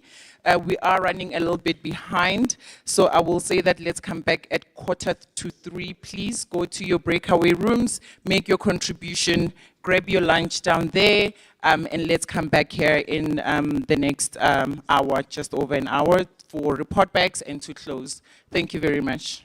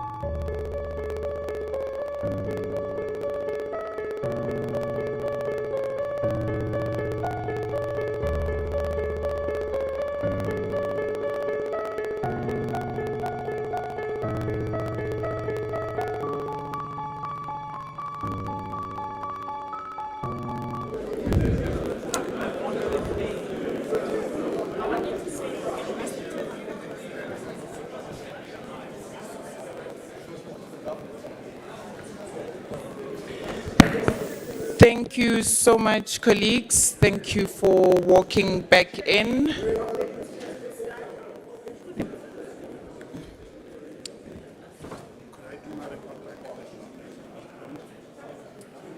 I'm just trying to finalize something. Sure.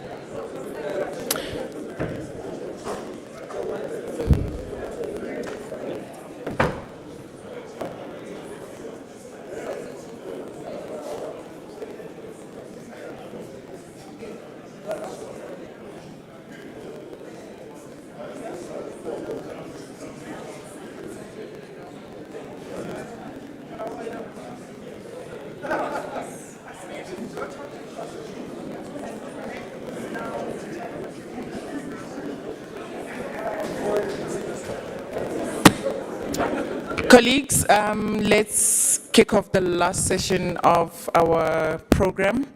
I know it was very, very hard to close the breakaway sessions because they were so engaging.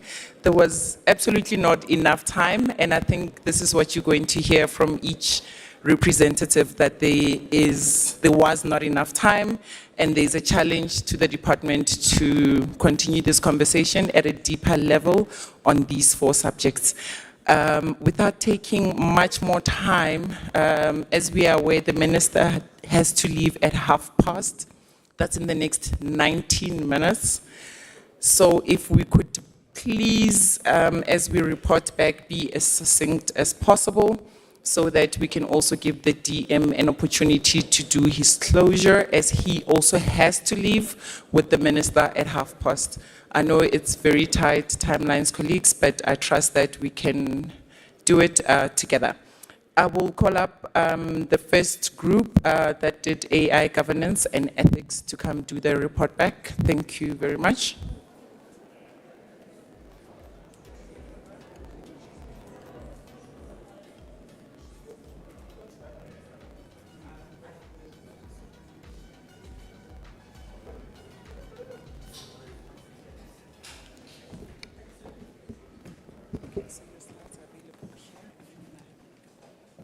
Oh, okay.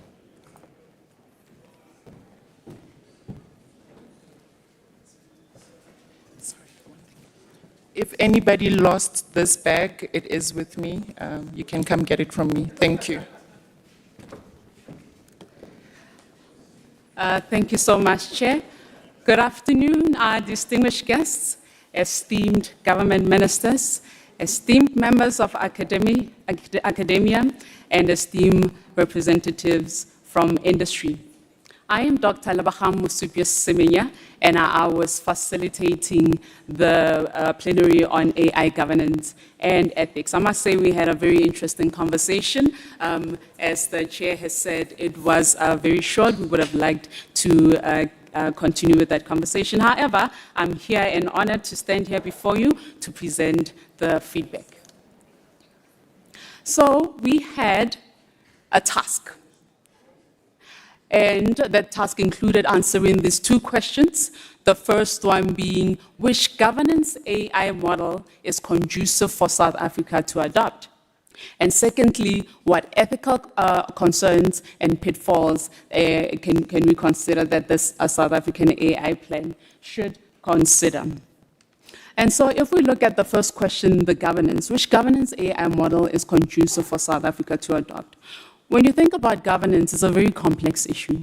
And so you want to think about all the questions that surround a complex issue, the what, the why, the who, the where, and the, let me just, my apologies, the where, the when, the how, And then going back to the what, which was our assignment, answering this particular question: what existing frameworks or guidelines could South Africa adopt or build upon for its AI governance model? We talked a lot about the frameworks that actually exist outside.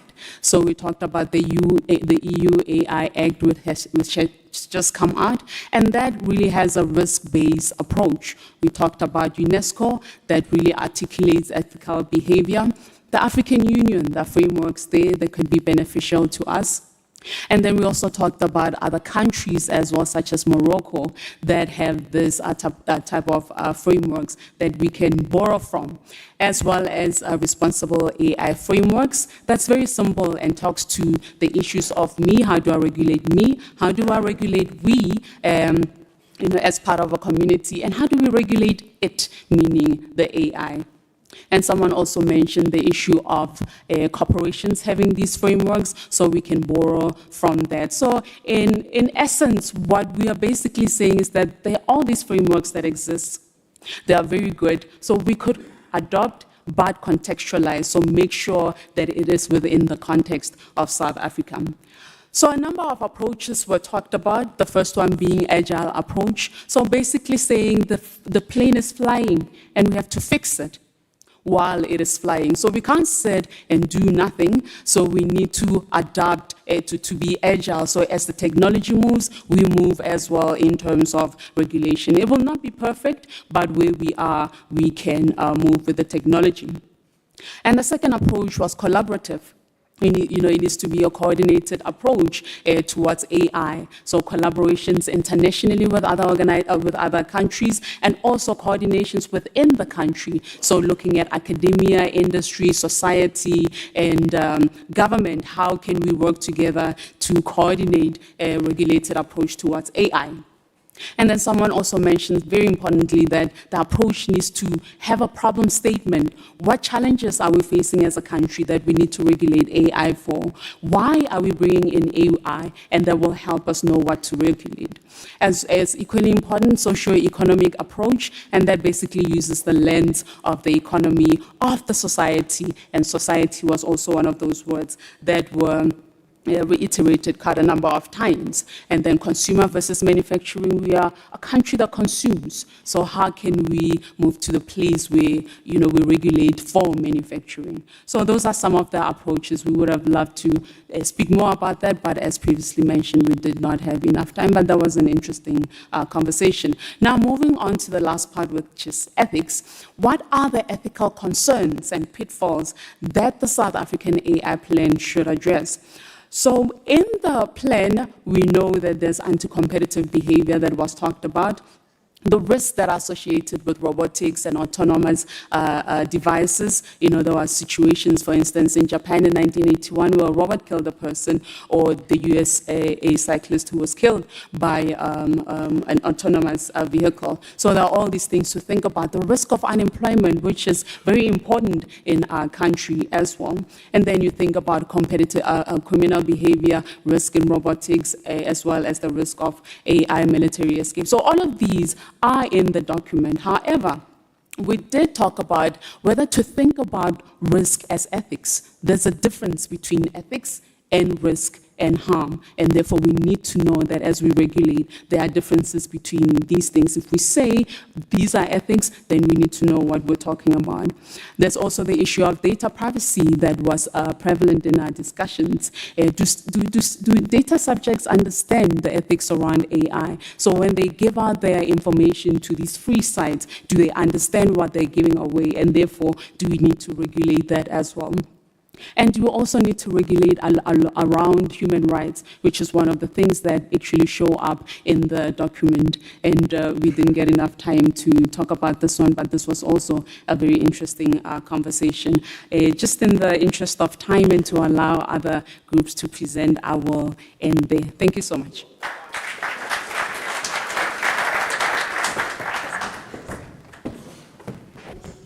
That was amazing. Thank you so much. As a public policy person myself, I would love an opportunity for us to have this conversation for several more hours.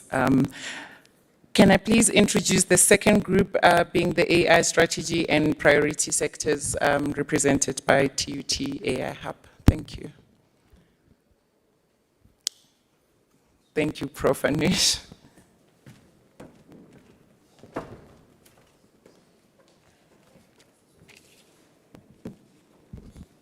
I wanted to find out how quickly you did a presentation. So, technology, yeah, it looks like you had some AI skills backing. Go for it. I wonder if Microsoft was helping there a bit. So I'm using a traditional way. I'll go through written notes. Sorry. I wanted to maybe just highlight on some of what the objectives of our session was. We were meant to look at the AI strategy and priority sectors that were identified and highlighted in the document. The document looks at a list of priority areas and focus areas, and the question was to see, as articulated in the discussion document, are these sufficient? Are they sufficient to make South Africa competitive? And this was the main question we posed in this particular session. I just wanted to highlight on some of the focus areas and priority areas that were highlighted in the document. The first was to look at whether South Africa can shape a smart approach to embracing AI for the benefit of its citizens. And it indicates for all its citizens. It must be inclusive, and I think that's a critical area. The second point that was highlighted was South Africa can take a lot of decisive steps to invest in AI skills generation, and there must be a plan associated to that. The third priority area was that the AI National Plan must seek out a national strategy to mitigate the AI impacts as a result of adoption of these AI technologies in society.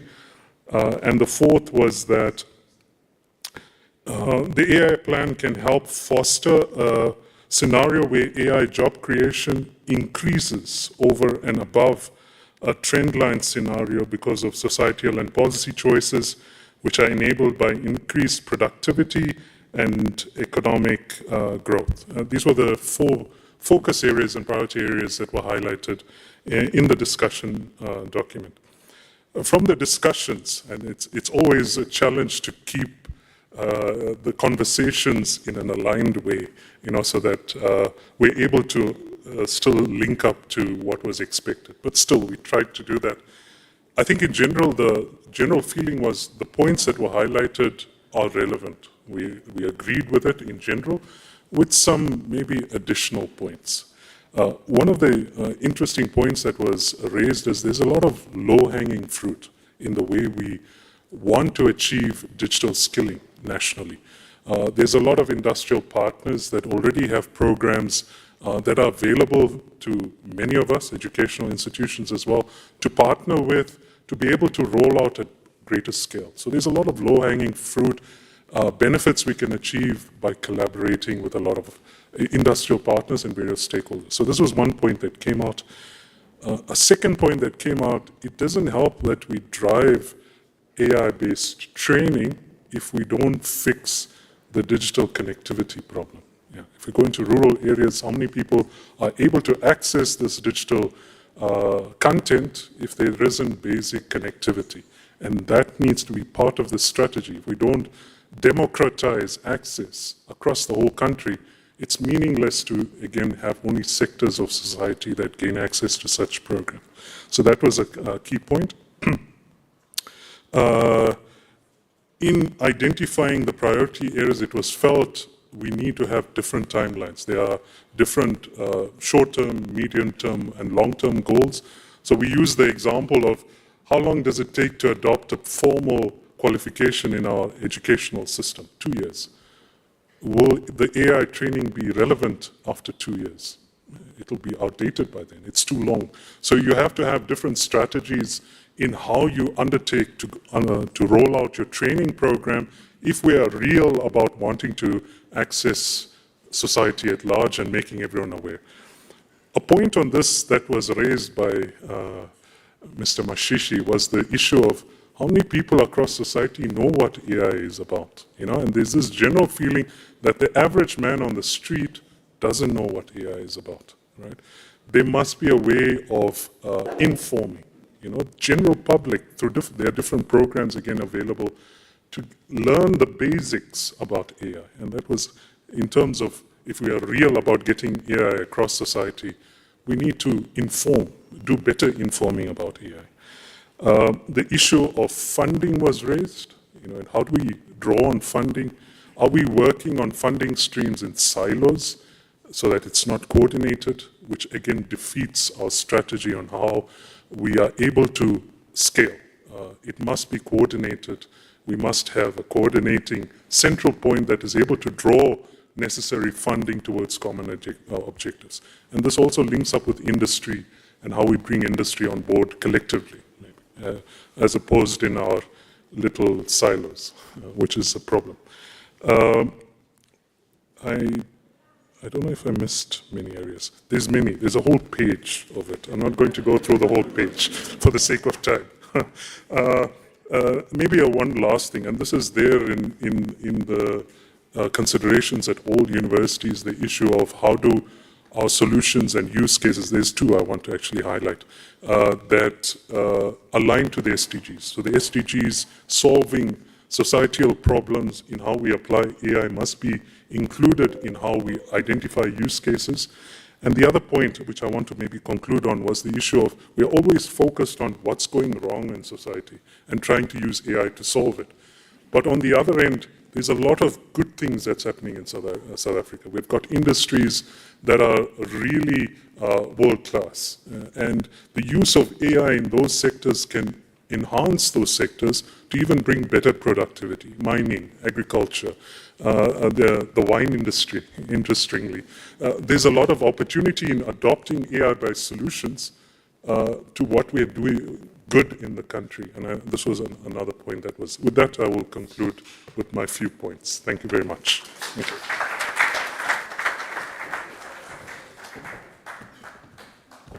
Thank you very much, Prof, for your leadership on this journey. We look forward to further conversations. The third group I'd like to call is the AI Investment and Startup team to please do their presentation. I just want to make everyone aware that it's 4 minutes to when we are supposed to be closing. So can we please be brief? I do apologize, but please. You can adjust by 10 minutes. Okay. Okay. Thank you, Minister, for being gracious with your time. We will adjust. So yes, you can go ahead. Thank you very much. Thank you very much for the adjustment. I was already thinking about how do I summarize everything in 2 minutes.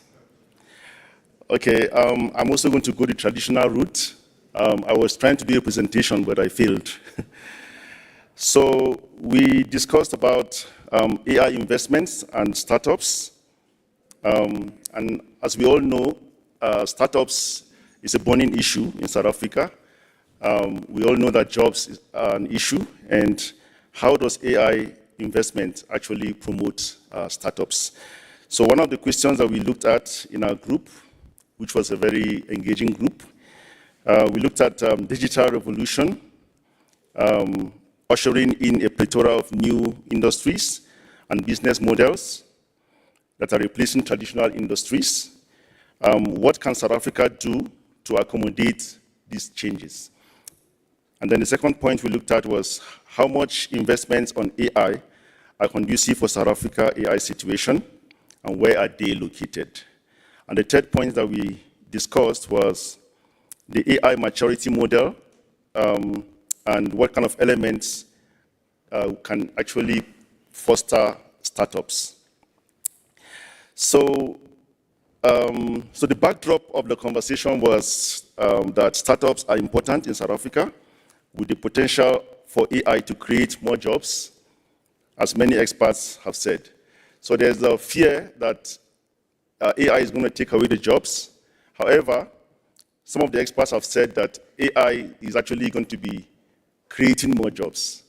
So, but in creating more jobs, we talked about the issue of skilling and reskilling. So startups need to embrace AI to survive in the area of the digital transformation. Companies that do not embrace the internet did not survive the internet boom. So similarly, companies that were online during COVID survived. Companies also grew, e-commerce companies also grew by 20% during COVID. So that was because of the digital transformation. Other takeaways were the importance of skills development, which should be emphasized, and that people must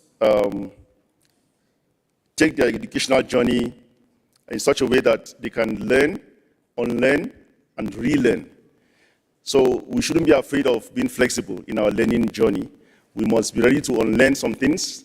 If you are used to using Blackboard, for the past 20 years to teach students, now you must think about other ways of using. Now we have ChatGPT. So when you give students assignments, you must think about how do you actually deal with ChatGPT, students using ChatGPT, for instance.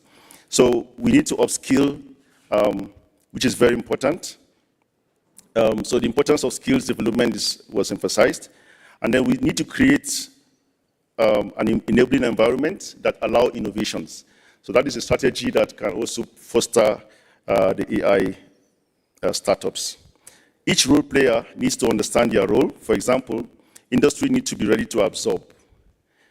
The government also is an enabler. Okay, so it's an enabler.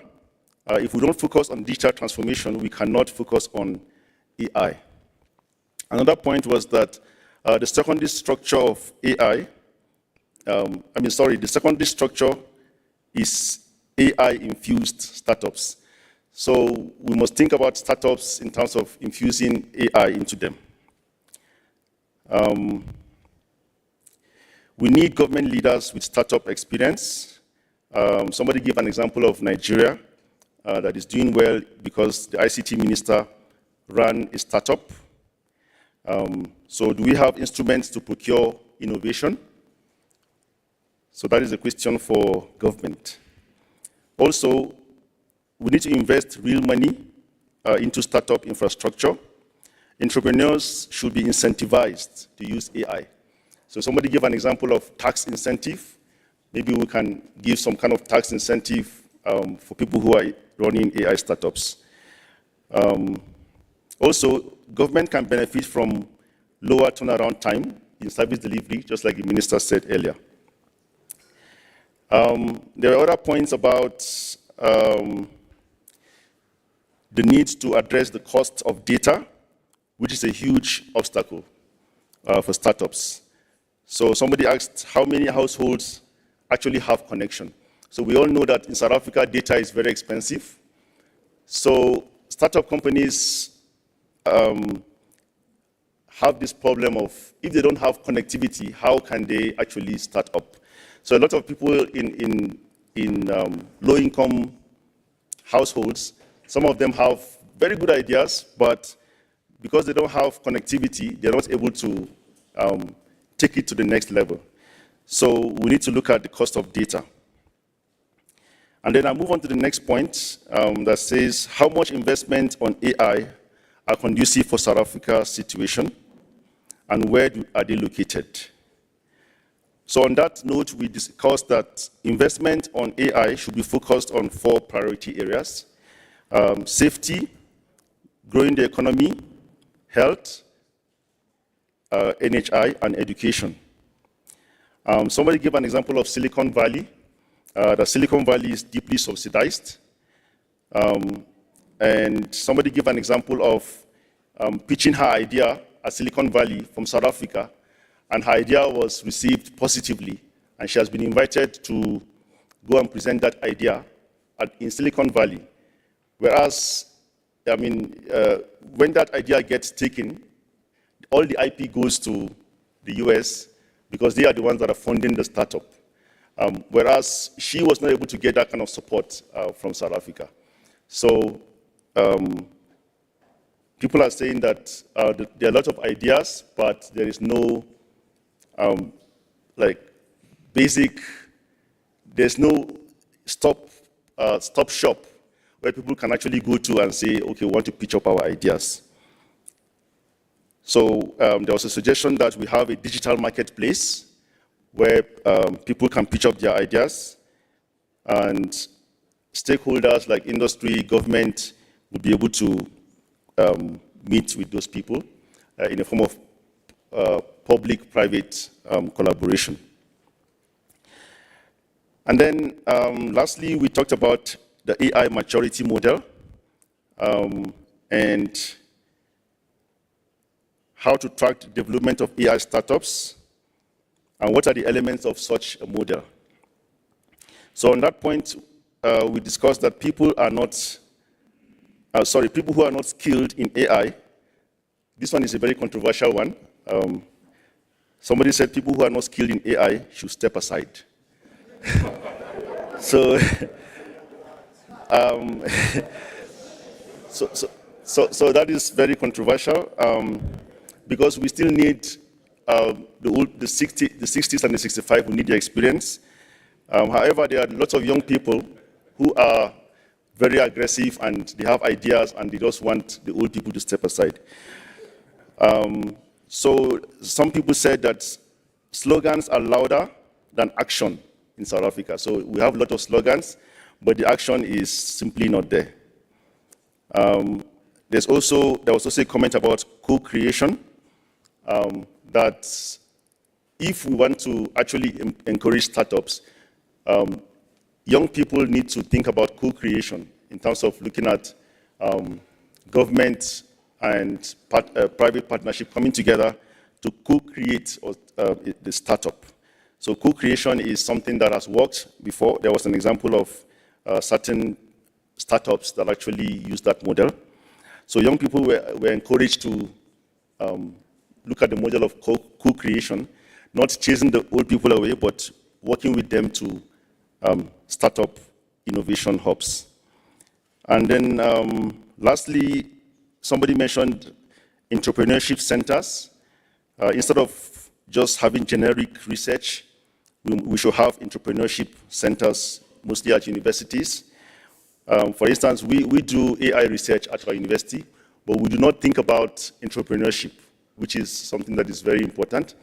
I've been doing a project on the wheelchair for a couple of years. I've never thought about commercializing it. And today, a lot of people came and said, oh, why don't you commercialize? And I'm like, okay, that's actually true. So a lot of people actually have good ideas, but they don't think about commercialization. So if we have entrepreneurship centers instead of research centers, I think that will also help to foster startups. And then lastly, we rounded up by saying that we shouldn't be afraid of failure. Failure is part of the process. A lot of companies or a lot of investors will only invest in you if you have failed a number of times. So if you have tried certain startups for twice, 4 times, and it doesn't work, you should not be afraid or you should not give up, but you must take those failures and use them, to fail forward. So that was the summary of our discussion. Thank you.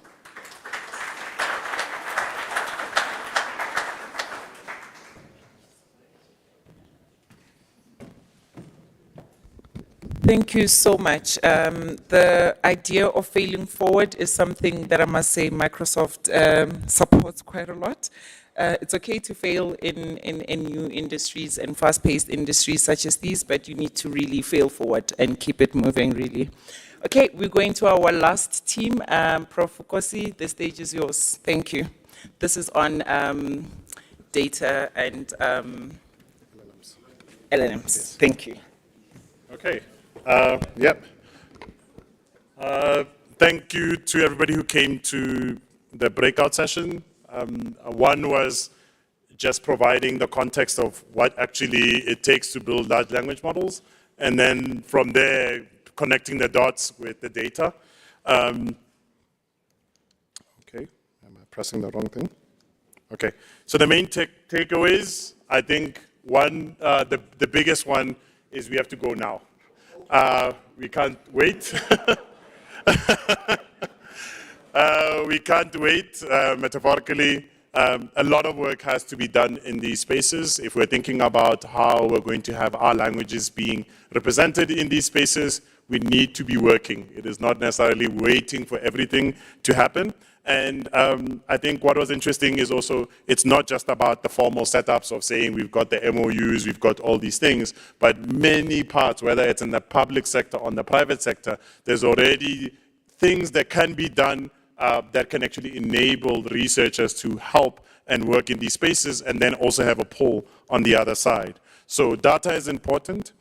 We need to understand where the data is coming from, how it gets created, and how we move it around. How do we scale it? We gave that example of, if you think about Wikipedia, English has 6 million articles on Wikipedia. Something like Xitsonga or Tshivenda is less than 500 articles. Right, so the scale is needed, and it needs to be something that is active. It doesn't happen automatically. And then how do we store? If you're having on one side that DBE is creating content, how is it stored in a way that then it can be reused by other people? Right, that's just showing you that it's just simple steps of making sure we have data stores, we have metadata, and then people can find these resources that they can then use on top of this. Towards the end of the sessions, there was these discussions about IP implications. We want to be open by default. But at the same time, we understand that you have to have closed in some spaces because there's economic activities that need to be done. But we need to have a discussion about what IP means in these spaces, because now policy is trying to catch up where already a lot of companies, a lot of organizations are already exploiting a lot of this content, and without really people understanding how it works. There's also then connections to legislation that's already happening now, like fair use, and that's on the copyright bill that's about to, like, hopefully the president will sign, because it has this fair use clause. That's important. What is open government data? How does it touch in things like language as well? Also, one highlight was a lot of the social media platforms already have a lot of our language data, but we don't have access to it. Right, because as researchers on the African continent and not being in other places where there's policy about this, we can't actually request to say, I want data that is public, necessarily, that people are okay with, it's not private, it's not sensitive, that have people speaking isiXhosa or writing to each other, because we can use this to model language. We can't do it here, but if you look at the EU, they've got the Digital Services Act, which will allow EU researchers to get access to data that is sitting inside social media platforms, but we don't, right? So it's showing you that there's this very big disconnect, and it's going to actually harm access to data, right? So much of this language, so we need policy also to follow this. Another one is infrastructure is a major challenge. We highlighted there that you have somebody like Meta who's going to buy 650,000 H100 GPUs this year. Even if you combined all the GPU infrastructure that's available on the African continent completely, it wouldn't add up to that. So that's showing you how huge the disconnect is. And I don't even think, even in private cloud on the continent, you don't have anywhere near that amount. Right, so the infrastructure to build these systems is going to be very key. And if we're thinking about sovereignty of data, sovereignty of compute, we need to think very, very innovatively how we're going to deal with this. Right, so compute. It's not just about big tech. We also need to think about how small companies are coming into these spaces. If people are building these technologies locally, how do they get then absorbed into all the rest of the ecosystem? Right, these small companies, people are innovating. There has to be a way that people are trying out these technologies. It's not just about wrapping somebody else's technology. It's really about building the technologies here. We need more R&D investment locally. We've had a 25% fall in R&D investments in South Africa since 2020, and most of this has been the private sector removing money out of the R&D sector. This is going to have major implications. You cannot do AI without R&D. You need to be increasing how much research development is done in AI. You can't be thinking you're going to compete with countries where you have thousands of PhDs every year just graduating in AI and thinking that, no, you can skip that. it is an impossible thing, and this is something that we should be thinking about, and how, organizations, whether even locally, internally, their private sector is building their own R&D departments. Sorry, I don't know what's going on. R&D departments in one way or another. Private sector can provide access to language data and AI data as well, finding ways to open source some of their data, and then enabling new industries.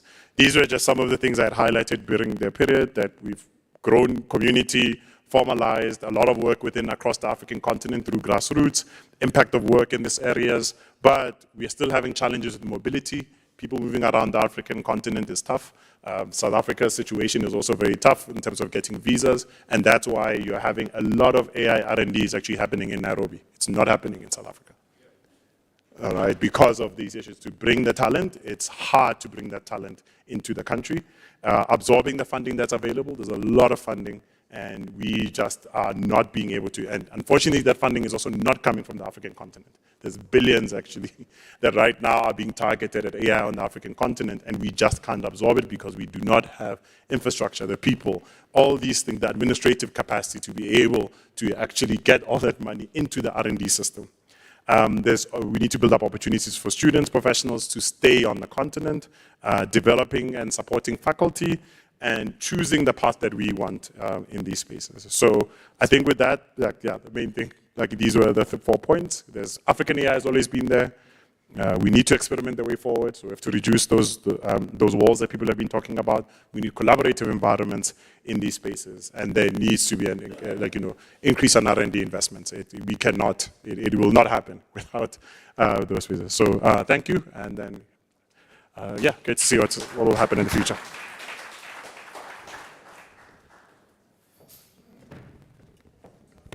Thank you, Prof. Vukosi.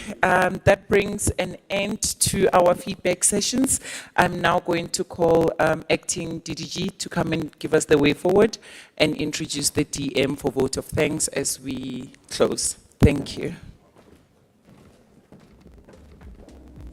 Thank you very much. I think we have seen that we have the pipes, but what we need is the juice in the pipes to get us moving, right? And I think there's an understanding that we need to be navigating ourselves. Are we following the Brussels effect, right? The acts that is already passed in the Europe. Is it a good thing for us?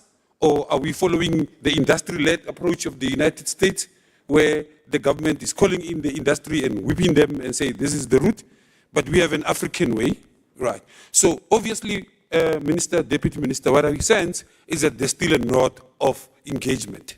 And these engagement are saying we must segmentize them. In these areas that we have identified, it means we're going to have sessions that are depth-looking. But at least they've given us areas of focus that need more discussion. So I think moving forward, we're going to have to sit down, put our heads and together with the hubs and say, what is the model of us, so that when we produce a strategy or a policy, it is encompassing and is depth enough to last us a century. Thank you very much, Deputy Minister. One thing I like about the Deputy Minister is that he is a very good listener. He listens and he comes back. So Deputy Minister, please, if you can come and give us the vote of thanks, Deputy Minister. Thank you.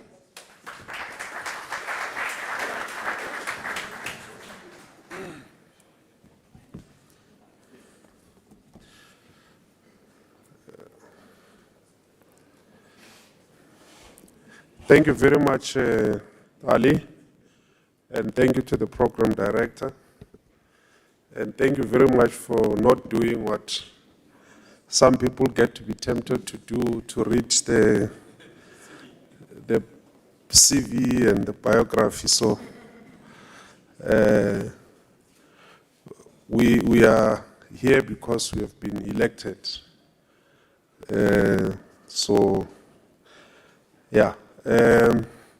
Thank you very much. Let me acknowledge and appreciate the presence of our Minister, Minister Gungubele, and thank you very much for providing always the leadership on all these questions that we get to engage with in the department. including the preparation of the summit. I don't know how many sessions we had to prepare for this, where the minister was leading from the front. There was a point where there was even a discussion about program directing. I'm not going to get into that. So thank you very much, Minister, for always providing that leadership. Let's also acknowledge in absentia the Chancellor of the University of Johannesburg, who's also the former Deputy President of the Republic, Ms. Phumzile Mlambo Ngcuka, the Deputy Vice Chancellor of UJ, Professor Sarah Cravat, and the host and the Dean of the school, Professor Carolison. I saw the incoming chair of ICASA, and also the ICASA councillor who was part of the panelist here. Okay, the incoming chair of ICASA was here, Mr. Shiburi, sorry, not Shiburi, Mutibi Ramusi. Yes, my apologies. And also a councillor, Mr. Peter Zimri, the CEO of Microsoft in absentia, the chairs and CEOs of our entities, colleagues from industry, academia, and civil society, ladies and gentlemen, fellow South Africans, good afternoon. I hear one of the rapporteurs, if I may call it that way, or colleagues who are reporting on behalf of the Breakaway group, was saying, some people were saying there in the group that all people must step aside. Step aside. This is a popular word used. Now, that is not,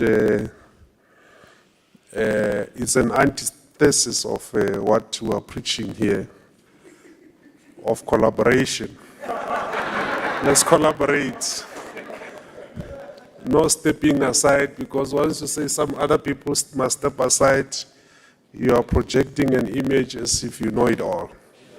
So we must collaborate.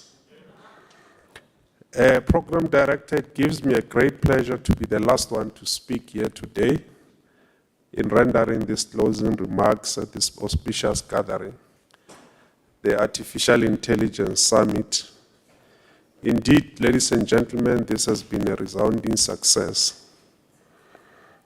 The expression of the Chinese philosopher Lao Tzu aptly defines the development we have witnessed today when he remarked that, and I close and I open quote, a journey of 1,000 miles begins with a single step, close quote.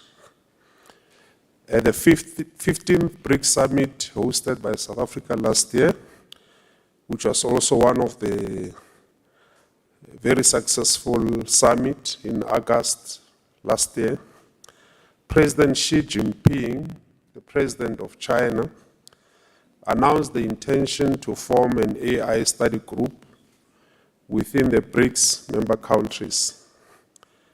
This will be an initiative that will be aimed at closely monitoring the progress and development of AI technology.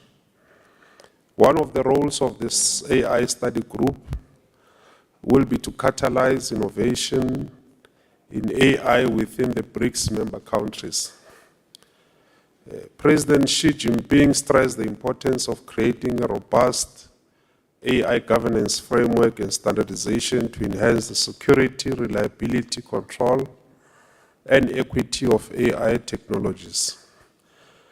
Our initiative here today, Minister, fits perfectly with the visionary leadership of the BRICS leaders to pave a creative and innovative path in contending with the reality of these new technologies. Indeed, these are the giant steps that we are taking today. Program Director, the initiative of BRICS member countries, as led by China, demonstrate that key among the ingredients of a successful adoption of AI by countries is the role of the top leadership of a state, not only in supporting AI as a technology of choice, but in driving it. This leadership role is also expected from all other key stakeholders such as academia, industry, and society. In the past, the triple helix formation, which is made up of government, industry, and academia, was used, but we all now agree that we are now talking about the quadruple helix when we include society in the mix. It is stated by the late Stephen Hawking that, and I open quote, "Success in creating AI will be the biggest event in human history. Unfortunately, it might also be the last, unless we learn how to avoid the risks," close quote. Or to put a more positive spin as espoused by Oren Etzioni, and I open quote, "AI is a tool. The choice about how it gets deployed is ours," close quote. Ladies and gentlemen, AI is deeply interconnected with other technical and policy areas related to information technology, data governance and management, security-related matters, customer-related efficiencies, and various human rights protection. It then becomes important to ensure close working collaboration among the government, society, academia, and industry. In delivering his State of the Nation address in 2019, His Excellency President Cyril Ramaphosa remarked that one of the most powerful tools of economic and social growth is the emergence and convergence of digital technology. And this, of course, includes AI. The President's statement signified the need to seize the opportunities AI presents, while at the same time managing its risks and pitfalls.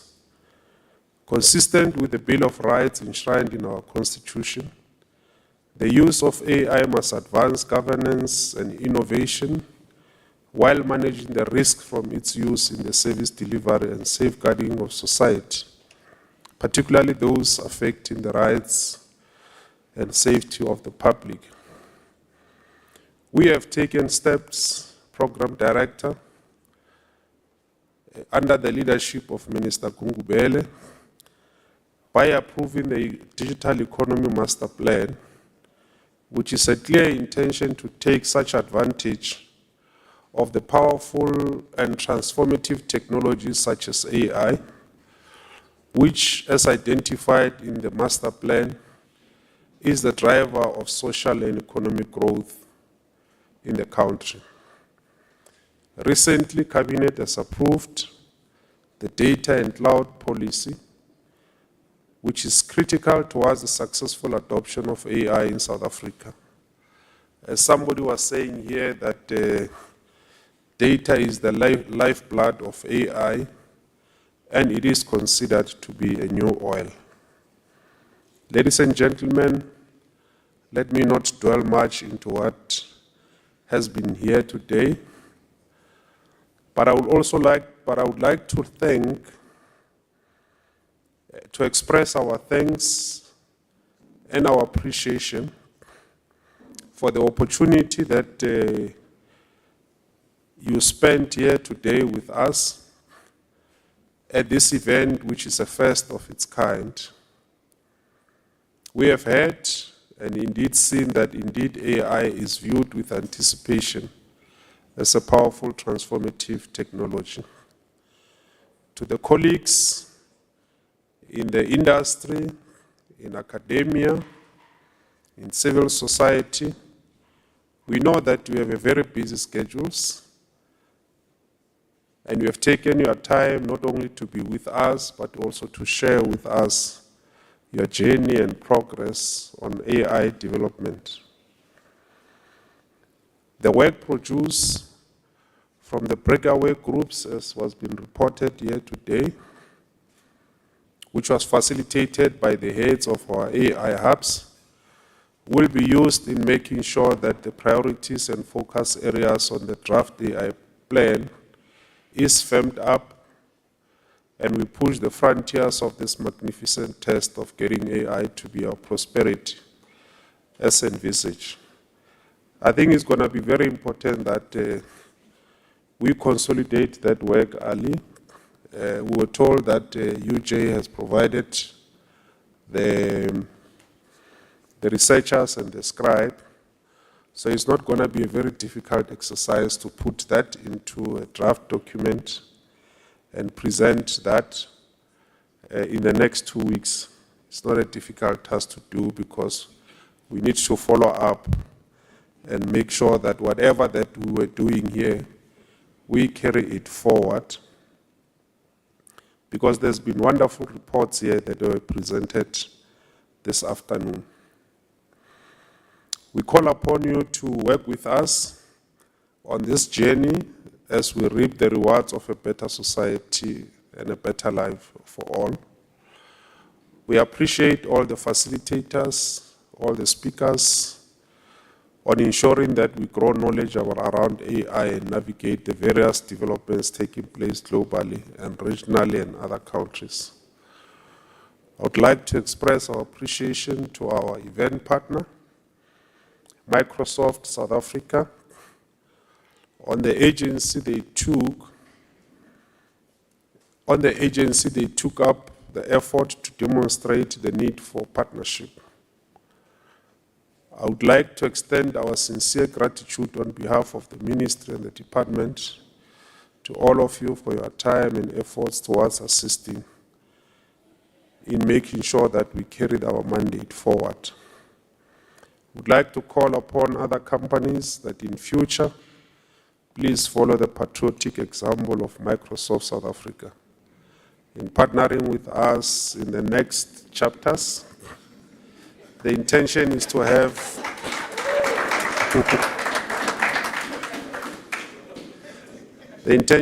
have provincial seminars as we carry the policy processes forward.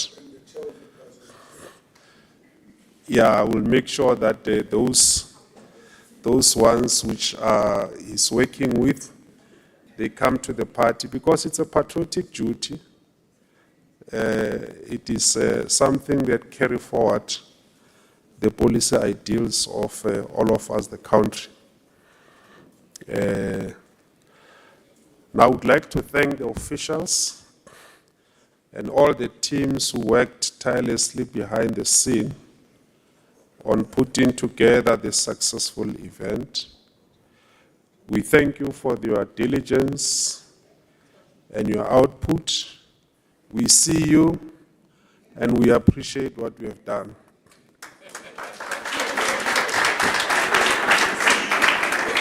Lastly, let's thank our able and competent program director,